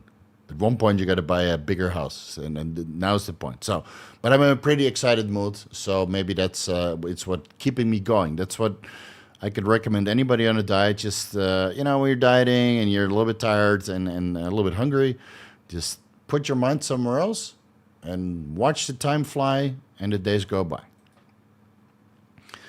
How to prevent or reduce fat gain on holiday from fatty meals or alcohol. I have videos on this, bro. I have like 3 videos on this. Come on, dude. Thanks for the money. Steve, what do you recommend to help with digestive issues and GERDs? As I get older, my stomach is less tolerant. I have videos on this also. What is it? Man, I'm getting fucking brain dead today. This is not working. Derek, it only works for 1 hour. Do I need to drink another one? No, I'm not going to drink another one. I feel cognitive decline coming up the last 15 minutes. Food elimination diet. Because it's certain food that makes the digestive issues worse. Now, of course, some people experience GERD and acid reflux on GLP-1 receptor agonists because it slows digestion. And that's even more reason to listen to your body and eliminate the foods that you shouldn't be eating because they give you GERD. So I did a food elimination diet based on a food allergy test, eliminated all the foods that I was allergic to. Whoop-de-doo, no more GERD. Now, you can also get GERD from Tren, Anavar, Cialis. Those are the 3 big offenders for GERD. And otherwise, add in some betaine hydrochloride or apple cider vinegar to increase the stomach acidity. And then you'll see that the mouth of the stomach closes and none of the acid comes back up again. So you don't prolapse all the acid. So yeah, food elimination diet, increase the stomach acidity and take away the big offenders, which could be Tren, Cialis, Anavar, or foods that you shouldn't be eating. Now, the best thing I did for my digestion was a food allergy test. Is it 100% foolproof? No, but it sets you in the right direction and it really fixes everything. You know? Nipples McGee. Okay, is there a question with that? I don't see it. Maybe earlier. No. All right. Thanks for the money, bro. All right. Are we far behind again? Yeah. I'm gonna throw up the banner already because we're otherwise we're not gonna make it. So. Oh.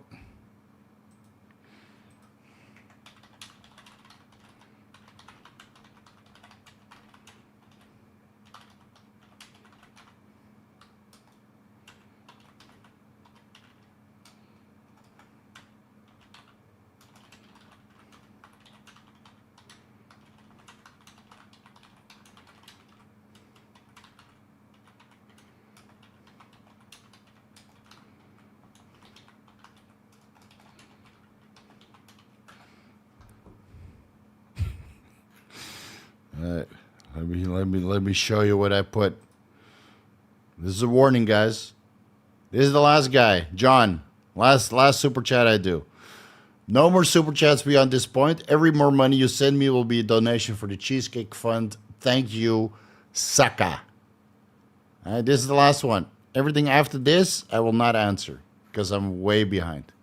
But Steve, yeah, there's only so many hours I can do this. All right, here we were here. I'm already a half an hour behind. 1100 tests, 800 EQ, 50 milligrams of R per day, 10 AUs of growth per day, human log pre and post workout. Labs are great, feel great. Anything else I can add to grow in the off season? I think that's pretty good, but you can't run VAR forever, right? 1100 tests, 800 EQ, and 10 AUs of growth. Yeah, and human log, sure, months on end. I'm good with that. But Anavar, you would have to stop eventually. When you stop the Anavar, increase the EQ a little bit, and you test a little bit to compensate for the lack of anabolism that you get by dropping, 350 milligrams Anavar or 250 Anavar, depending if you only take it pre-workout or not. So increase the test and EQ to compensate, and then look into IGF-1, LR3, and more food. And that's pretty much it, man. That's pretty much it, or Increlex if you can source it. But yeah, it's off season. You try to get the most bang for your buck with tests, an additional anabolic, or just more tests, and leverage the growth and insulin and IGF-1. Just bioidentical stuff, maybe EQ or Primo or DHK if you prefer. Labs are great. Keep them great, and then you can abuse your lab work when you're cut. So you try to stay as healthy as possible in the off season, so you can abuse the drugs. Literally, you can abuse the drugs and stay as big as possible during a cut. Because you're taking the food away, you're taking your primary source of anabolism and recovery away. So the drugs need to come up to compensate for that and help to keep you full and strong and make you leaner in the meantime.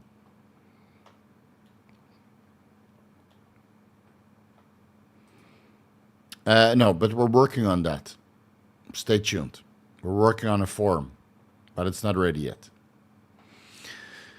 Yosef, I'm on 350 tests, 350 mass, 350 Primo, 9% body fat, 230 pounds. Nice. I feel great, no sides, but estradiol keeps climbing. Primo tested legit, but doesn't seem to lower E2. Came back last month at 118. That's okay. Well, then you need an aromatase inhibitor. It's that simple. So if it's legit and the Masteron and Primo is not bringing your estradiol down in your individual case, you can add in some DHT annotate. But if Masteron Primo is not bringing it down, then DHT annotate is probably not doing it.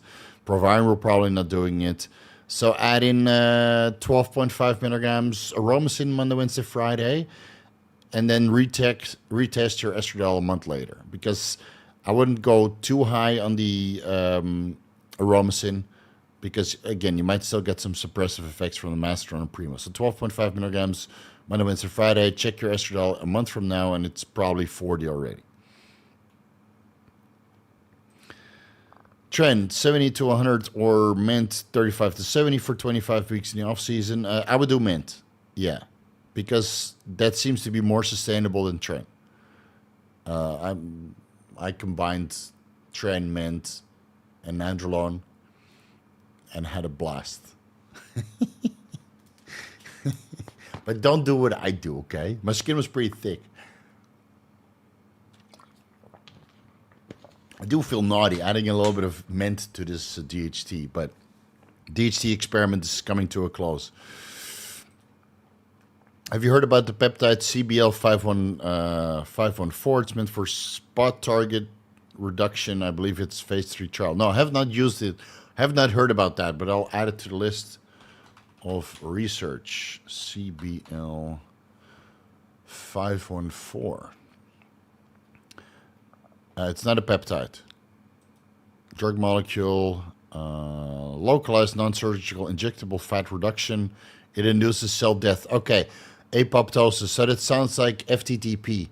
And that's, yeah, even though it's maybe going through clinical trials, anything that causes apoptosis is very risky, because when it goes systemic, it will also cause apoptosis in the kidneys. And I honestly think that's how Boston Lloyd ruined his kidneys, because he was really megadosing the FTTP, right, the adipotide, and then his kidneys started to fail. Now he took a boatload of drugs, so maybe it's the FTTP adipotide that pushed him over the edge, but he was in basically kidney failure at the end. And it sounds like this could potentially do that as well. So I would be very hesitant.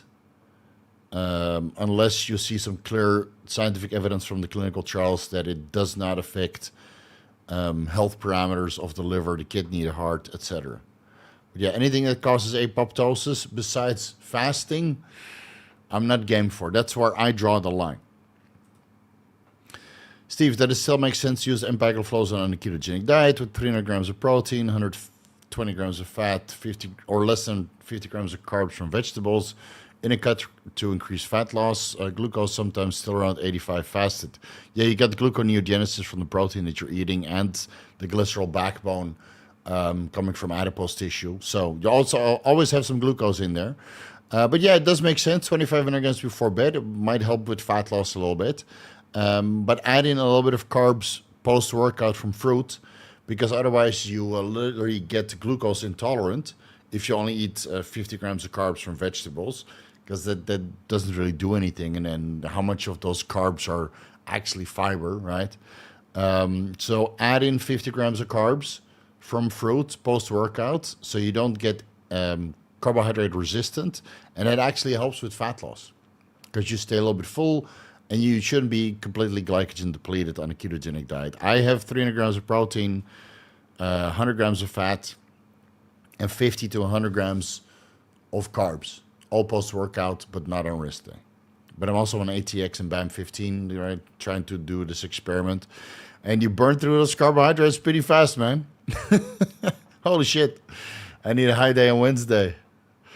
Also, what would be a good anabolic stack for cognitive benefits looking for motivation and discipline? TRT, man. First cycle. TRT, anything over TRT is not good for your cognitive benefits and motivation and discipline. It makes you train too hard. It makes you lethargic, makes you tired, makes you not want to do anything. Do you know any good bodybuilding entrepreneurs? I can literally count 5. Chase already quit. You know how when his business, when Chase quit bodybuilding, his business exploded because he had more energy for business. Same for me. Same for Derek. The only hardcore bodybuilder that has a good business is maybe Seth. I want to say Seth Rogen, not Seth MacFarlane. Fuck, Seth. Seth Feroci. He's hardcore bodybuilding, and I think he's only on TRT, but he's got great genetics. You know, he's maybe on TRT plus and maybe a little bit sprinkle in a little bit of stuff. But he has energy for days. Most people on stacks are not cognitive, and even though they're motivated and disciplined, it's for bodybuilding. It's not for business. TRT, that's it, man. TRT, that's it.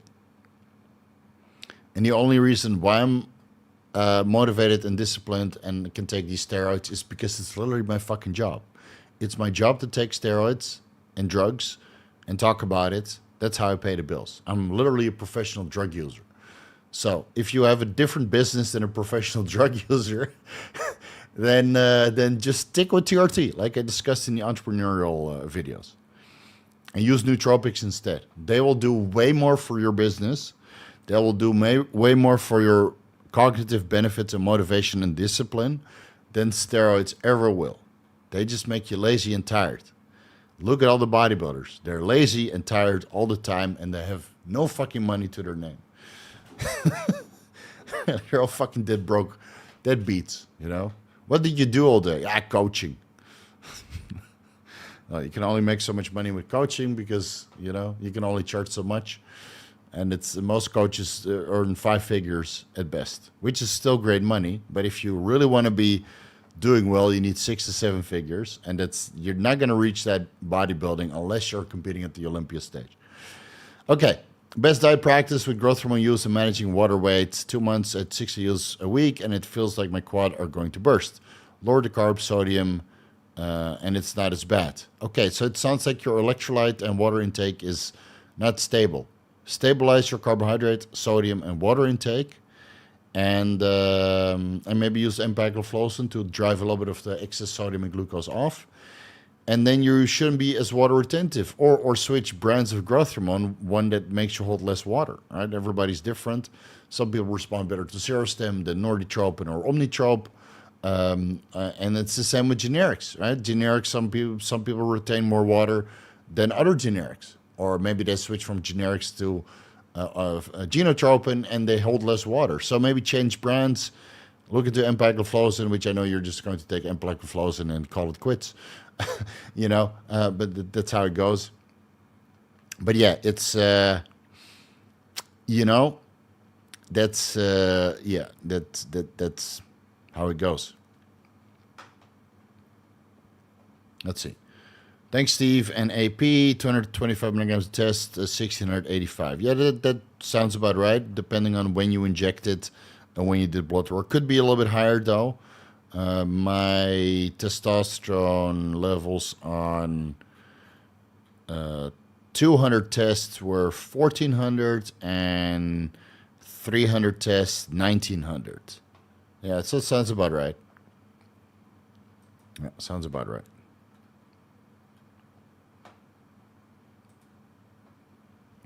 Do you make your GHK copper back to your static water? Some people say studies always use sterile water because of the pH. Yeah, I don't.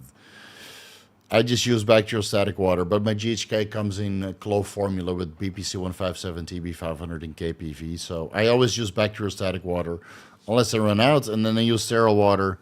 But yeah, for clove, that's 80 milligrams, and it lasts. I do what? 1 milligram. I finish it in 5 days, so I could use sterile water because I do 2 injections per day, right, for the quad recovery. But yeah, if you want to make it last longer, then bacteriostatic water is better, man. You know. But I don't think backwater destroys the copper. I don't think that's the case at all. How much improvement on recovery time should I be looking at with your recovery protocol going in for partial rotator cuff tear and the front tendon? If it's a partial, well, I could walk after 2 weeks after a full quad tendon tear. I could do squats after 6 weeks, and now I'm leg pressing at week 11 at 3 plates. So 3 months, man. You'll be surprised, and so will the doctor. He's like, take it easy, take it easy. And then 3 weeks later, you're walking in there and you're like curling a dumbbell. And the first 2 weeks suck. It fucking sucks because you can't do shit. You got to be in the brace, you know. Front tendon has to be reattached. Baby it. Don't go too fast. Your body will tell you when it's time to go because the pain will subside and the mobility will slowly increase. Don't force it too much. You can re-rip it. It's very scary. You don't want to do these surgeries twice. Right? I had a little bit of a scare where I felt a little rip in my quad when I opened the front gate and I slipped because we were sloped, right? So we don't get any water into our front yard.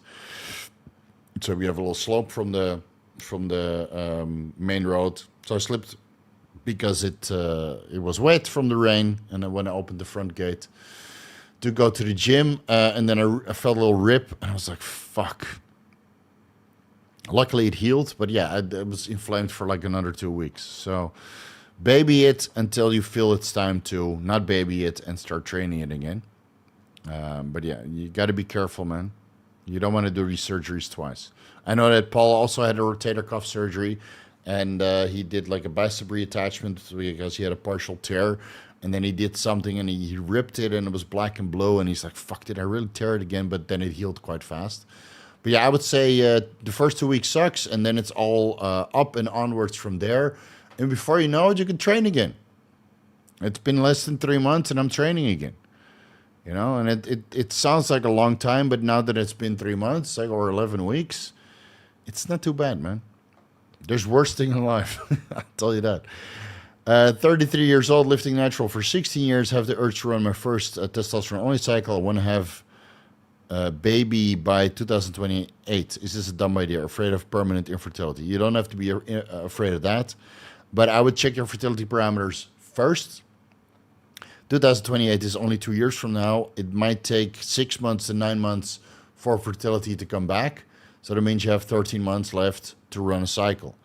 Or maybe 2 years to run a cycle. So why don't you do a semen analysis, freeze some sperm, enough for a couple of intrauterine insemination. So they take the frozen sperm and just inject it into your girlfriend's or wife uterus, and then pray to God that it works. So you freeze like 10 samples. You can do like 3 to 4 intrauterine inseminations. If that doesn't work, you go to IVF, and they have several samples for IVF. Because you might need to do 1, 2, 3 egg retrievals, depending on how many eggs your girlfriend or wife produces. And we did 2 rounds, and we're left with 3 embryos. But I know people that did 1 round and had 5 embryos, and I also know people that did 5 rounds and had 3 embryos. So it's not just you; it's your girlfriend or wife too. But yeah, freeze some sperm first and check your fertility. Get a baseline. But permanent infertility, dude, there's drugs for that shit. I know so many people with 0 sperm who got their wife pregnant eventually, right? Dude, Chase got his wife pregnant twice. Yeah, he talked about that, right? Yeah, so his wife is pregnant now. Not that it's a secret anymore. I know other pro bodybuilders who are currently undergoing this process who got their wife pregnant. And they started at 0 also, and they blasted way more than you ever will. They abused your testicles way harder than you ever will, with steroids and intercourse, because bodybuilders can pound like no other. We got a lot of hip mobility and a lot of hip thrusting, so we pound a lot harder than general population, man. Those balls have slammed so many butt cheeks. Oh, you have no idea. That's small trauma too. So don't be afraid. And all those guys got their girlfriends or wives pregnant also. Steve, perhaps I missed a vid, but I noticed you've done several insulin GH vids, but no GH deep dive. Ever thought about doing one? I got a GH ebook, and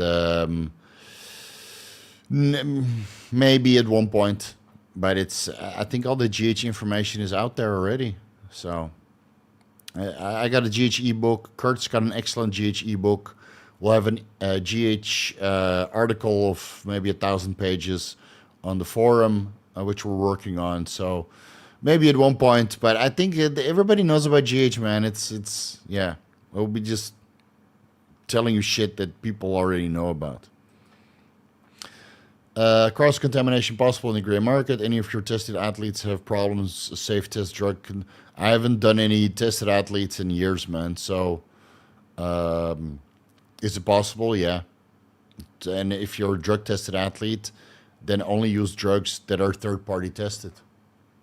And otherwise, you test them yourself at Janashik or Chromate or ILS or whatever. So that's your responsibility. If you're a tested athlete, you need to make 100% sure that the drugs that you're taking without their permission are the drugs that you think they are by third-party testing it. And otherwise, you risk popping for nandrolone, for example. Especially now with the raw shortage, man. I mean, there's so much fucking shit gear out there.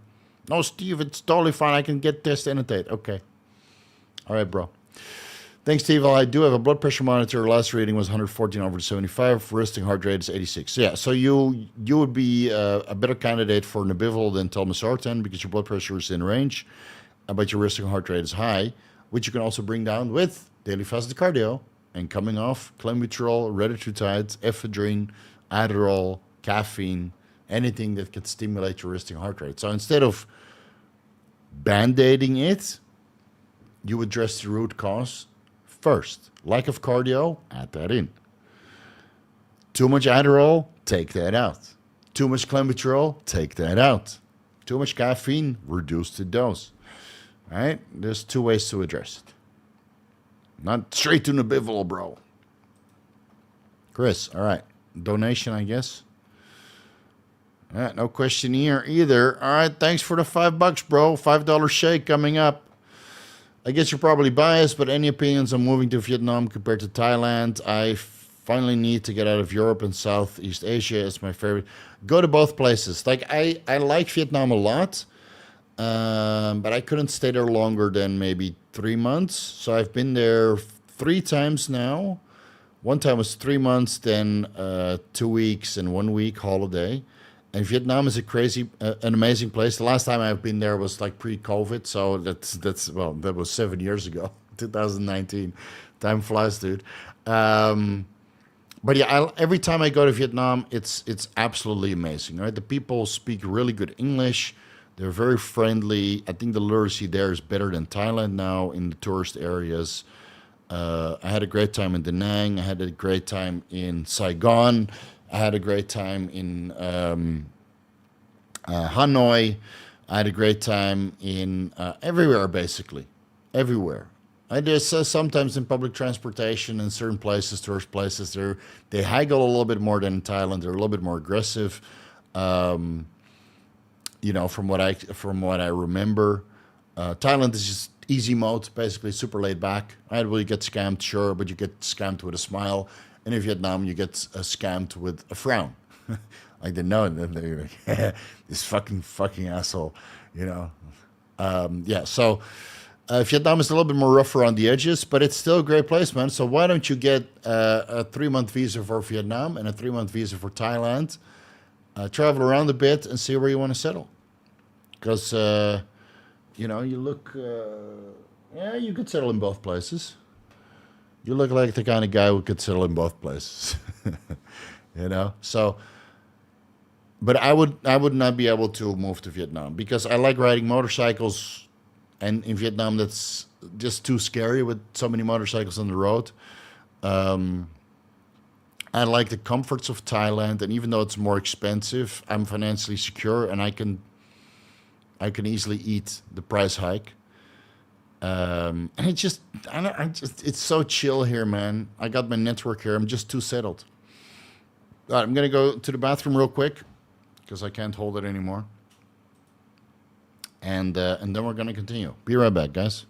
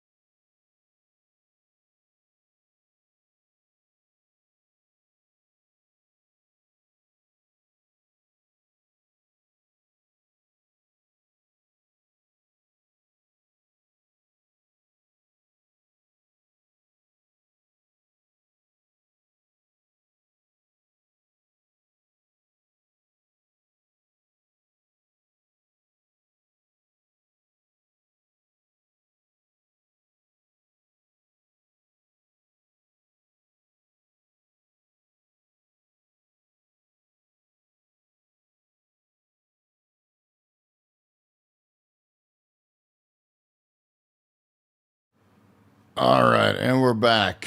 Scrolling down here. Gonna have to watch rewatch the live later. The LA Championships bodybuilding show. Oh, right, yeah. Have fun, man. Cheer out for your favorite competitor. That's way more important than this. I'll be around tomorrow with timestamps. Yeah. By that time, the timestamps will be there. If 25 milligrams of Romasin is not enough, can I take above 25 milligrams per week to keep estradiol in a range? Yeah, depending on your blood work results. Marek Diagnostics. Have a look there first before you throw more Romasin at it and maybe crush your estradiol. Can you comment on Empagliflozin for heart protection? Is it suitable for everybody, and which medication would replace it? I would look into Nebivolol and daily fasted cardio and taurine and ubiquinol and shilajit fulvic acid and magnesium and avoiding stimulatory compounds like clenbuterol over empagliflozin. But can it help with heart protection? Yes, because you have less peripheral edema, which makes your heart work less hard than it needs to if you have edema. But daily fasted cardio, taurine, magnesium, and ubiquinol, that's like the gold standard for heart health. And it's very unlikely that you need additional heart protection on top of that, unless you're abusing steroids. And then you need to use Telmisartan, Nebivolol, depending on your blood pressure and resting heart rate, which again should be managed with the daily fasted cardio and the lifestyle practices, and then empagliflozin last. Empagliflozin is more beneficial for blood glucose management, insulin sensitivity, water retention, which again affects your heart, obviously, but who's fucking bloated nowadays? Nobody wants to be bloated anymore on a gram of test, gram of nandrolone, and a gram of anadrol anymore. Nobody's bloated unless you're a power lifter. Right? But then the empagliflozin might dispose too much carbohydrates and then you miss PRs. So, yeah. Determine how you respond to PCT fertility drugs. It'll give you insight to how you respond to them. Yeah, so before you throw in the kitchen sink. I'm running 250 test SIP, 200 Primo, 50 milligrams of Tren per week. Last couple of weeks based on your recommendations. 215 pounds, 9% body fat, getting drier and approaching dick skin level. Noticing wrist and joint pain. Any suggestions? Growth hormone. Check your estradiol levels. But it could be that you're low body fat, you haven't taken a deload for a while, and maybe you're just coming up to that point where you need to take a week off and give your wrists and joints a 1 week break from the abuse. Because in 250 tests, 200 Primo, 50 milligrams of Tren at 9% body fat, you're probably training pretty hard. And sometimes it's the trauma that's causing it, not the drugs or low estradiol. All right, so if your estradiol is in range, maybe you just need to take a week off. Maybe it's time to deload a little bit, give your body a little bit of a break. Or you can throw the kitchen sink of Glow at it. But even then, I was on TB 500, BBC 157, training my fucking ass off. And I still tore my quad and my joints were still hurting. And then I took 6 weeks off from the gym. And I feel, these joints are, Conor McGregor level, it's lubricated as fuck. So I'm doing like overhead skull crushers with 40 kilos, or not skull crushers, overhead tricep extensions with no pain because I took some time off, which is something nobody wants to hear. But sometimes taking time off, doing a diet break is exactly what you need. You can't just keep pushing and pushing and pushing and pushing and pushing and not expect something to break.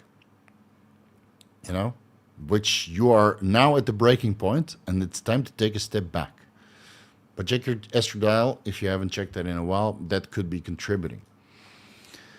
EQ and Primo, even at 1-to-5 test ratio, puts my sensitive estradiol at 12 to 19. 750 test, 750 test, 250 EQ, 19. Wow, that's very low. Total test 4,000. Free 1,500, 3 times a week injection. Will you use HCG to pump estradiol, especially on non-test? Yeah, you could either use HCG or DHA enanthate. DHA enanthate injectable or DHA orally would raise your estradiol also, or both maybe. Or you just take more tests. You can do that also, right? It's you take 1,000 tests, 250 EQ, or maybe you just do tests, because it sounds like you could do tests just by itself and not need an aromatase inhibitor. Like Chase was doing like 5,000 tests and not need an aromatase inhibitor. So maybe you're just a test only guy, dude. Maybe that's your fate. Maybe you find your purpose. And you just need to do test only, and you go on a gamma test, you get all the anabolism you need, and a 15 picogram per milliliter estradiol, which is perfectly normal, perfectly good. Even on low dose EQ, I get high hematocrit. Was thinking about switching estradiol management to Mastrone, not Primo, due to pricing. Should I use Mastrone or just not use any compound to control estradiol? It depends on your estradiol levels, obviously, and how much. But yeah, Mastrone was shown not to raise hematocrit levels, so yeah, that will be your option. But then again, not everybody gets estradiol management from Mastrone, so maybe you need just test an aromatase inhibitor. It's okay to use an aromatase inhibitor. I don't know why everybody's so scared of using an aromatase inhibitor, but it's okay. You guys need to learn how to interpret scientific evidence. You know, do you identify as a postmenopausal woman with low estradiol to start with, and then gets breast cancer and needs aromasin to crush your estradiol to 0? Do you identify as that? Are you going to take aromasin to crush your estradiol? No. So why would you get crushed estradiol side effects? Like aromasin side effects are the exact same as crushed estradiol side effects. So why don't you take a respectable dose, an intelligent dose of an aromasin, to control your estradiol, where your estradiol is managed but not crushed, and then you don't get any of these terrible side effects that are associated with aromasin or anastrozole, which are actually crushed estradiol. Is also you in a growth phase? Okay. Any negatives? Well, you're burning through more calories, so you would need to eat more food. So I would think it's okay, but I would not do a mega dose. I would limit it to 1 milligram per day. 250 micrograms 4 times a day to help with mitochondrial function and a little bit of fat oxidation so you stay lean, but not an insane dose where you just burn through carbohydrates and burn through fatty acids and you're limiting your anabolism because you're taking away all the nutrients, because you're literally just burning and burning and burning. Steve, I know the BW is coming at the end. Blood work is coming at the end, but how are you feeling mentally on a DC and any mood of motivation? Yeah, I feel great on it. The mood is great. Motivation is pretty much the same, but I would say the mood is great. Yeah. I like it. Yeah, MENT tests, MENT, and DHT. I would like to combine all three, and I think my mood would be absolutely fantastic. Yeah. Yeah, but again, I've made a good amount of money in Bitcoin, and I'm buying a house, and I got a daughter, so there's a lot of side stimulatory effects that could affect my mood also. And motivation is pretty much the same. I'm kind of semi-retired, so motivation to drive motorbikes is at an all-time high. I also started GC1 sobuterol to avoid T3 catabolism. What dose of sobuterol can I run without affecting my thyroid hormones? I think people start to notice that their thyroid panel starts to get affected from 300 micrograms, 400 micrograms upward. So 200 micrograms is where I ended up, and that seemed to help with metabolism quite a bit, with fat loss and energy levels and nutrient partitioning. But it didn't affect my thyroid hormones.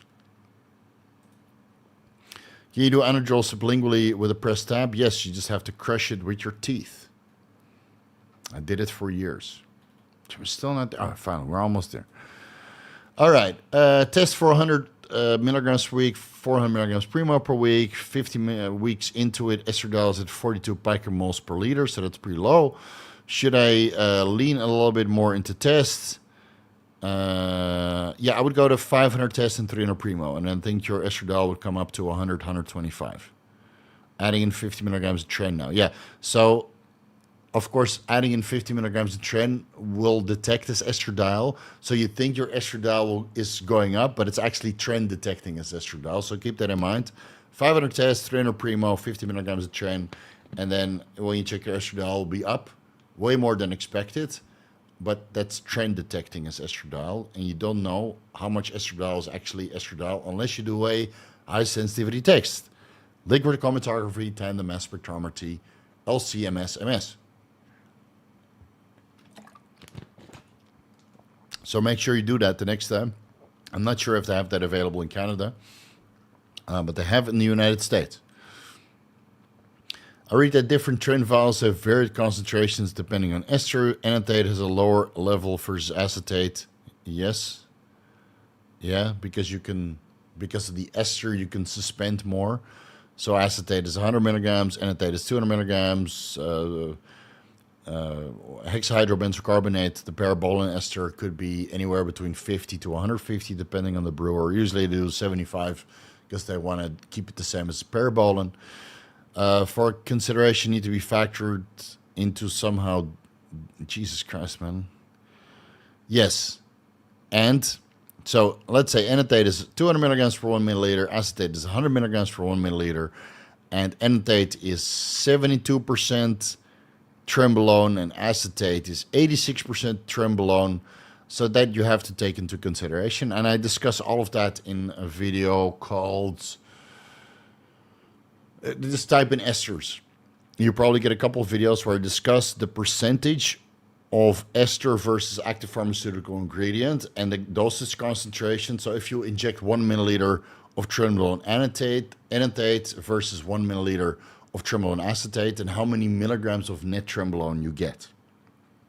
Yeah. It's all discussed there.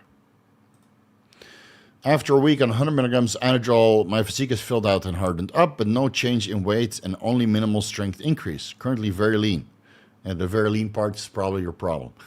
Have you seen this response before? Yes, this happens every single time when you're lean. You redistribute the water from the subcutaneous space to intramuscular. So you fill out, you harden up, you get drier, and you get minimal strength increase because it's only been a week, and you're very lean, so that means you're probably at the end of the cut. Start eating a little bit more, and then your strength will come up. Yeah. So if you're not happy with the 100 milligrams anadrol, just add in 100 grams to 500 grams more carbs, and then it's fine. All right, let's see if there's any no more super chats, right? Jesus, so many questions.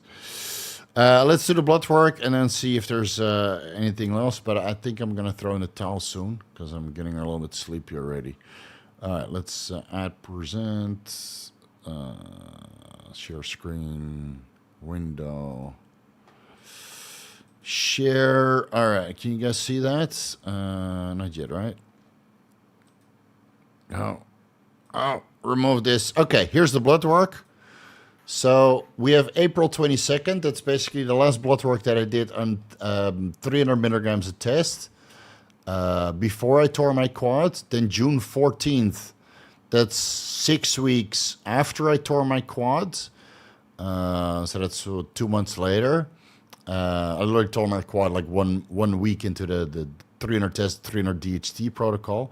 So on June 14th, I was on 200 tests per week and 20 milligrams Anavar per day.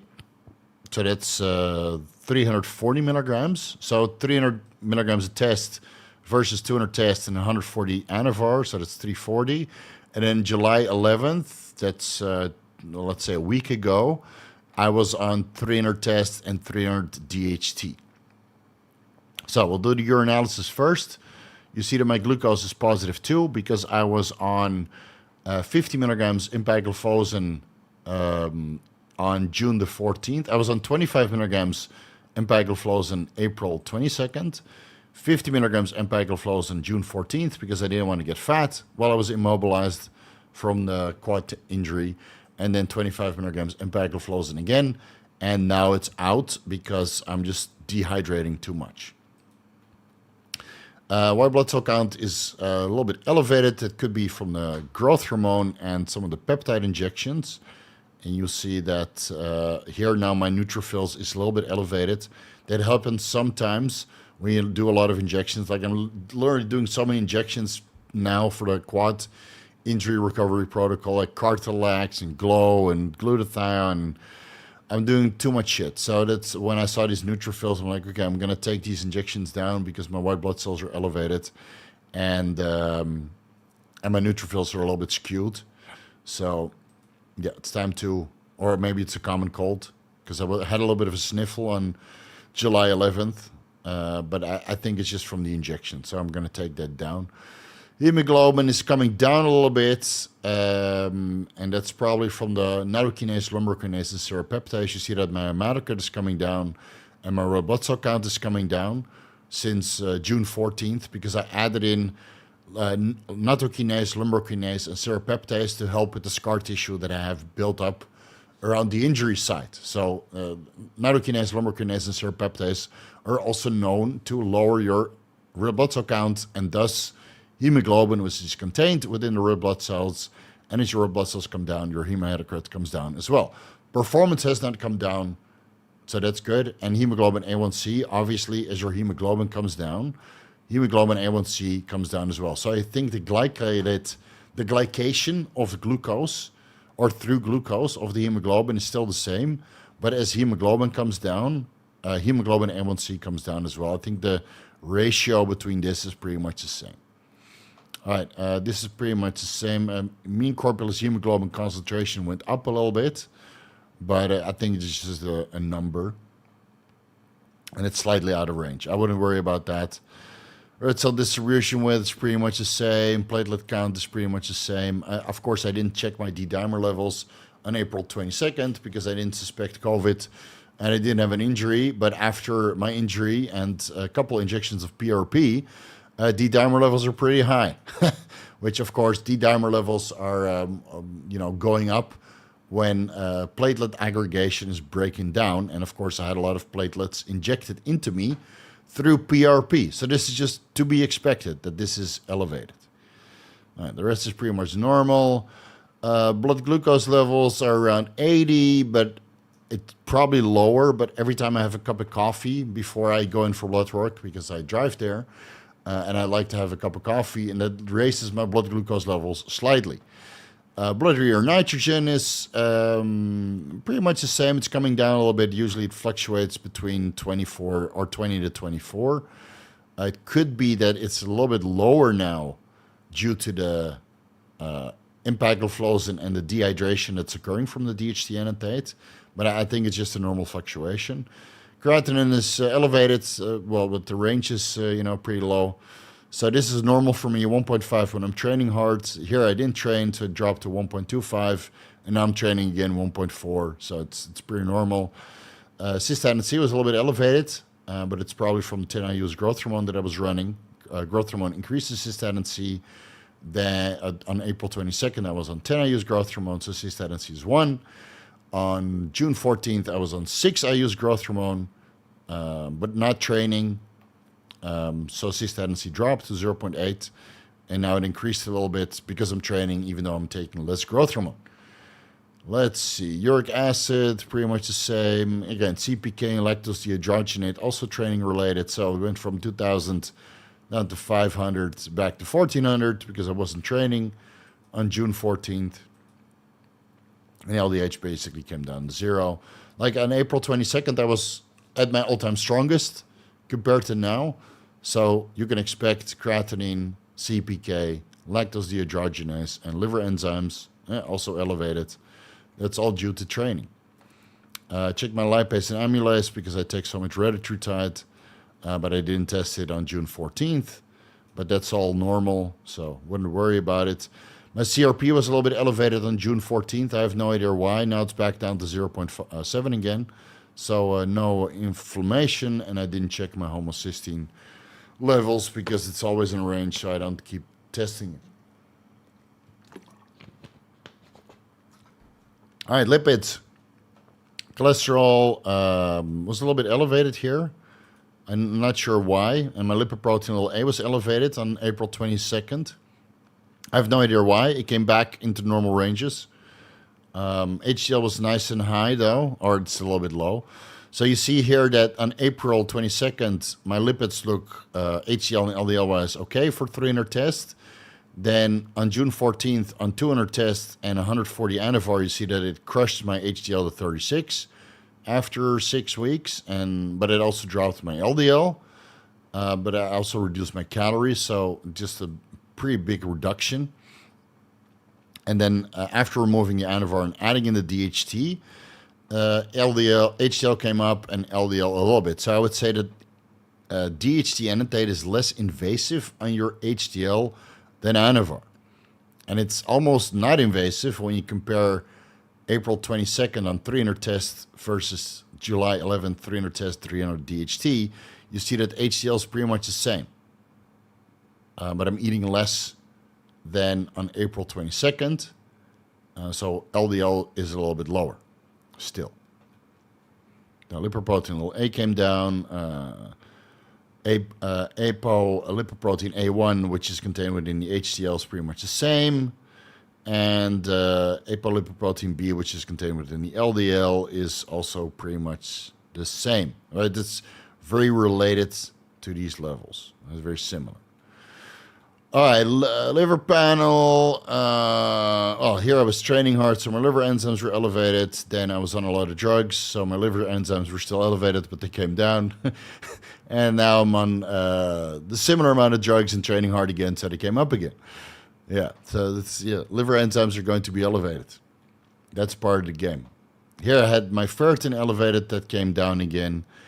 Serum iron is slowly coming down. I didn't test my total iron binding capacity, transferrin saturation, but after I saw my serum iron a little bit elevated and ferritin elevated on April 22nd, I started testing them again on June 14th and June 11th during the recovery process, but it seems that this is all pretty normal now. Now, this is something that is notable, right? PSA was normal before the quad injury, 0.5 total PSA and 0.2 free PSA, so that's a normal ratio. I think anything below 25 is alarming. If you have a free PSA to total PSA ratio below 25%, then you might be at risk for prostate enlargement or prostate cancer. After the accident, it actually went up, my PSA, and then it went up more after adding in the DHT. So by adding in the DHT and increasing the testosterone, it went up from 1 to 1.3. It's an increase of 23%. And free PSA increased proportionally from 0.35 to 0.43. Proportionally an increase of, let's say, 24%. Now, it was already elevated without the DHT. Adding in the DHT made it increase. So I'll definitely keep my eye on it, because if the DHT is increasing my PSA, then it's obviously not sustainable to take that long term. So I'll have to see if it increases more. The next blood work, which I'll do at week 8 of this DHT experiment. But again, it's not the sole cause, because on June 14th, I was just recovering from the injury and maybe had some slight inflammation going on, which affected my PSA levels. Because again, my C-reactive protein was elevated. Is that from the PRP injections? Is that from a cigar which I smoked that week? I can't remember. Is that from something else? Something that I ate? You know, like it's in red, but it should be below 5. But anything over 1, I would consider inflammation. Ferritin was less than before, but here I was inflamed ferritin-wise. So yeah, there's something going on there. So I'll have to keep my eye on the PSA levels. And again, I have slight prostate enlargement, guys. Part of the game. Total T3 levels, this is all okay, I would say. Yeah, taking growth hormone, supplementing with 100 micrograms T4 before bed. So that's all right. Cortisol before the DHT was 13, and now it dropped down to about an 11. So I think that's DHT related, because it's usually around 13, 15, sometimes 12, but I haven't seen it at 10.8 in a while. So it's a reduction of 18% after adding in 300 milligrams DHT annotate. funnily enough, on April 22nd, when I was on 300 test solo without an aromatase inhibitor, my estradiol was 26, which is I would consider low aromatization. Then on 200 tests, it jumped up to 40, which could be due to a reduction in SHBG, right? So SHBG was reasonably high on April 22nd on 300 tests, and maybe it's the relatively high SHBG that kept my testosterone from converting into estradiol at that time. Then adding in the Anavar dropped my SHBG from 40 to 14, freeing up more testosterone, increasing the potential of testosterone converting into estradiol. That's what I speculate, because in both cases, I'm not using an aromatase inhibitor, even here, July 11th, with DHT, I'm not using an aromatase inhibitor, but I speculate that this reasonably low estradiol is coming from reasonably high SHBG, and vice versa. Reasonably low or just low, clinically low SHBG, more potential for aromatization, even though my testosterone levels are lower. On April 22nd, my testosterone was, prolactin is in range, so we don't need to talk about that. And the progesterone is elevated because I'm supplementing with this. On June 14th, that was a Sunday, I think. June 14th. Yeah, Sunday. So 2 days before, I took 200 milligrams progesterone on Friday the 12th. 2 days later, I did my blood work. Serum progesterone is elevated. And July 11th was a Saturday.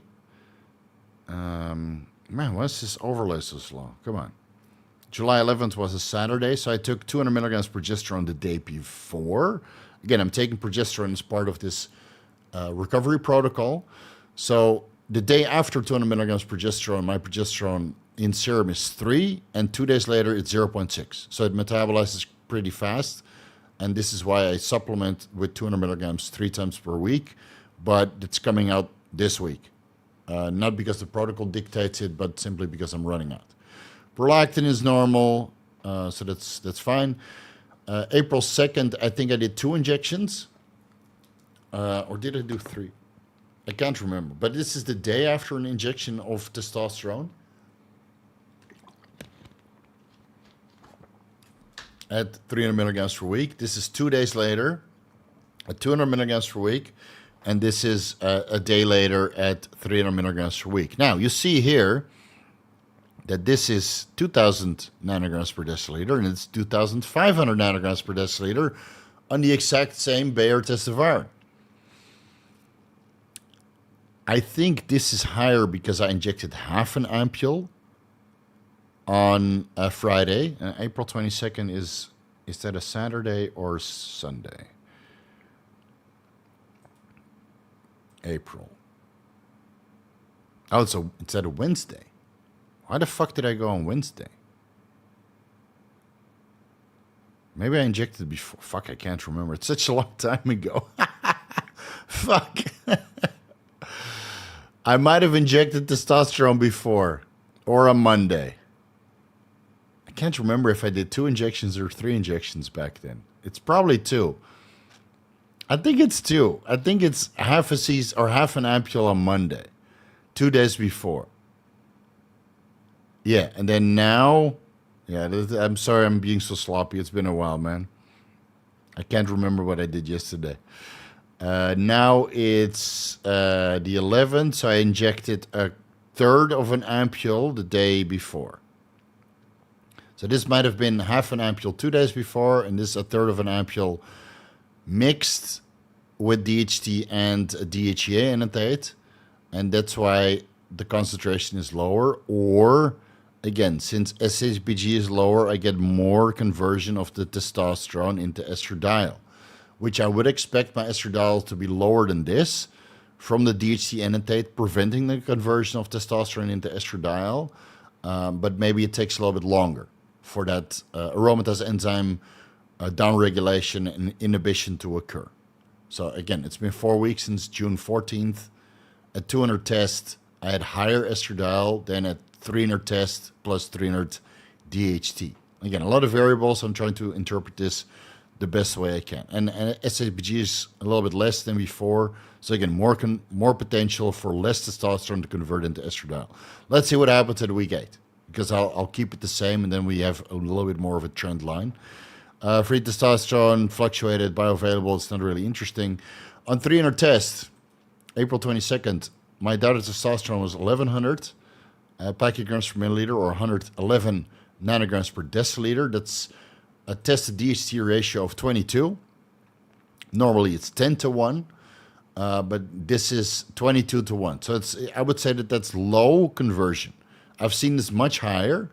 In the past, I've seen 1700 DHT picograms per milliliter. So that would be on a similar dose of 1 ampule testifirum per week. So let's see. I have no idea why my computer is so slow today. Dude, I already clicked it, bro. What the fuck? Where's my calculator? I need to buy a new PC. Not only do I need to buy a new house, I also need to buy a new PC.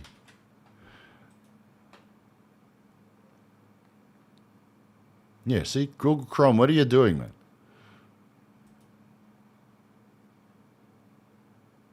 Well, never mind. Forget calculator. I mean, if my testosterone was 2,500 and my dietary testosterone was 1,700, obviously the tested DHT ratio would have been a lot lower, more DHT for the amount of tests that I had. So I would consider this low 5-alpha reductase enzyme activity. Then it went up a little bit with this total testosterone. You see that my dietary testosterone is proportionally a little bit higher based on this ratio. So it went from 22 to 16. And then now on 1900, I have dietary testosterone at least 2,500, which I know is going to happen, but I completely forgot about it. They don't test more than 2,500.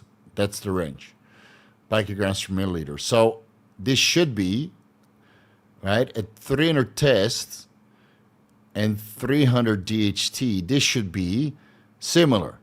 Actually, this should be more, because the testosterone that I'm injecting is also converting to dietary testosterone at least 22 to 16. So at 1900, this already should be about 1,000 picograms per milliliter, plus another 2,000 to 2,500 nanograms per deciliter of the DHT that I'm injecting. So this should actually be 1,000 plus 3,500 nanograms per deciliter. So that's, well, 12 times higher. But unfortunately, they don't test as high as this. So I'll see if Marek Health can check dietary testosterone on a high sensitivity test. And if they can, I will run 300 DHT annotate for at least 3 weeks when I go to the United States and do my blood work there, so we know how much it actually is. Because here in Thailand, unfortunately, I can't test for it. But at least the ratio came down to 7.7. So based on this range. But we know it's elevated. And we know the DHT is doing something. SHBG didn't drop down as much, and estradiol didn't drop down as much, but I'll keep my eye on it. And going from 37.5 milligrams DHEA, 25 milligrams in the morning and 12.5 milligrams in the evening, to 10 milligrams DHEA enantate, injectable per week, based on the bioavailability of about 33 times higher. I reverse engineered and calculated that for 37.5 milligrams oral DHEA per day, I would need about 10 milligrams net, or 10 milligrams DHEA enantate, which is net 7 milligrams, give or take, DHEA enantate. Based on the bioavailability of 33 times higher, I would need that amount, which is incorrect based on my blood work results. So I already increased my DHEA enantate to about, what was it? 30 milligrams, so 3 times higher, because naturally my DHEA sulfate is about 200 micrograms per deciliter. So that means I get about 100 points from 10 milligrams DHEA enantate. So I figured, okay, if I get 100 points from 10 milligrams to get another 200 points. I probably need another 20 milligrams DHEA enanthate. So I went to 30 milligrams DHEA enanthate to get around 500, which is where I feel the best.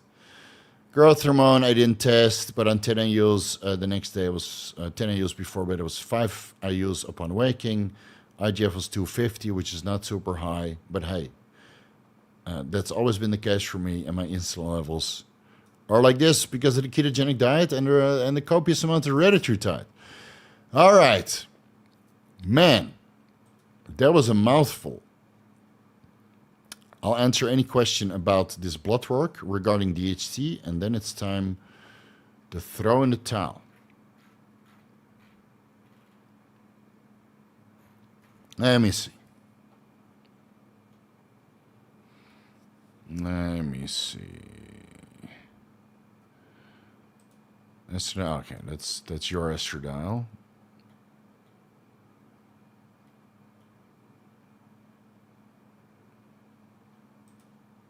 Yeah, I don't know either, bro. All right, let's see if there's any blood work questions, and otherwise we're going to end it for today because I'm sleepy as fuck. Your hematocrit is stroke level. Yeah. I know, Joshua. Yeah, we're all gonna die. But I'll be dying while stroking.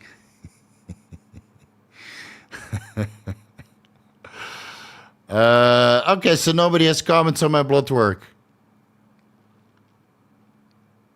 Jesus Christ, I sent a confirmation to your email. When will you respond? Tell me you're impatient without telling me you're impatient. Show me bookmarked bar. By tomorrow, bro. I need to validate your order. Chill the fuck out. Relax. I get hundreds of emails per day. Relax. Okay, so nobody has questions about blood work, about the DHT, so that's good. I guess everybody was just sitting there taking notes. Anything else?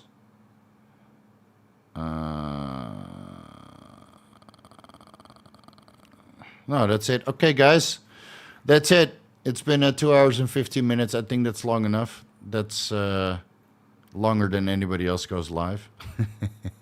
So, guys, enjoy the discounts over at Omega Aminos. 30% summer sale today and tomorrow. Free shipping over $250. Code Vigorous. This guys have a 20% weekend sale on capsules for Dihexa, 5-amino 1-MQ, BBC 157, KPV, MK677, Amino, Tadalafil, and Cardarine. And a buy two, get one, which is 33% discount weekend sale for injectables, 50 milligrams SS31, 40 milligrams MOT-S, 10 milligrams Epithalon, 10 milligrams Pinealon, and or Pinealon, however the fuck you pronounce it, and 50 milligrams AICAR. Disguised Alpha with a lot of new products coming in the next 2 weeks. Grillamine energy drinks are available at 7-Eleven.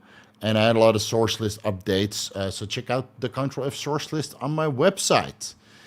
And ProVigorous injectable pre-workout is back in stock, 20 milliliters for about $66 or $70 or something with 10% off.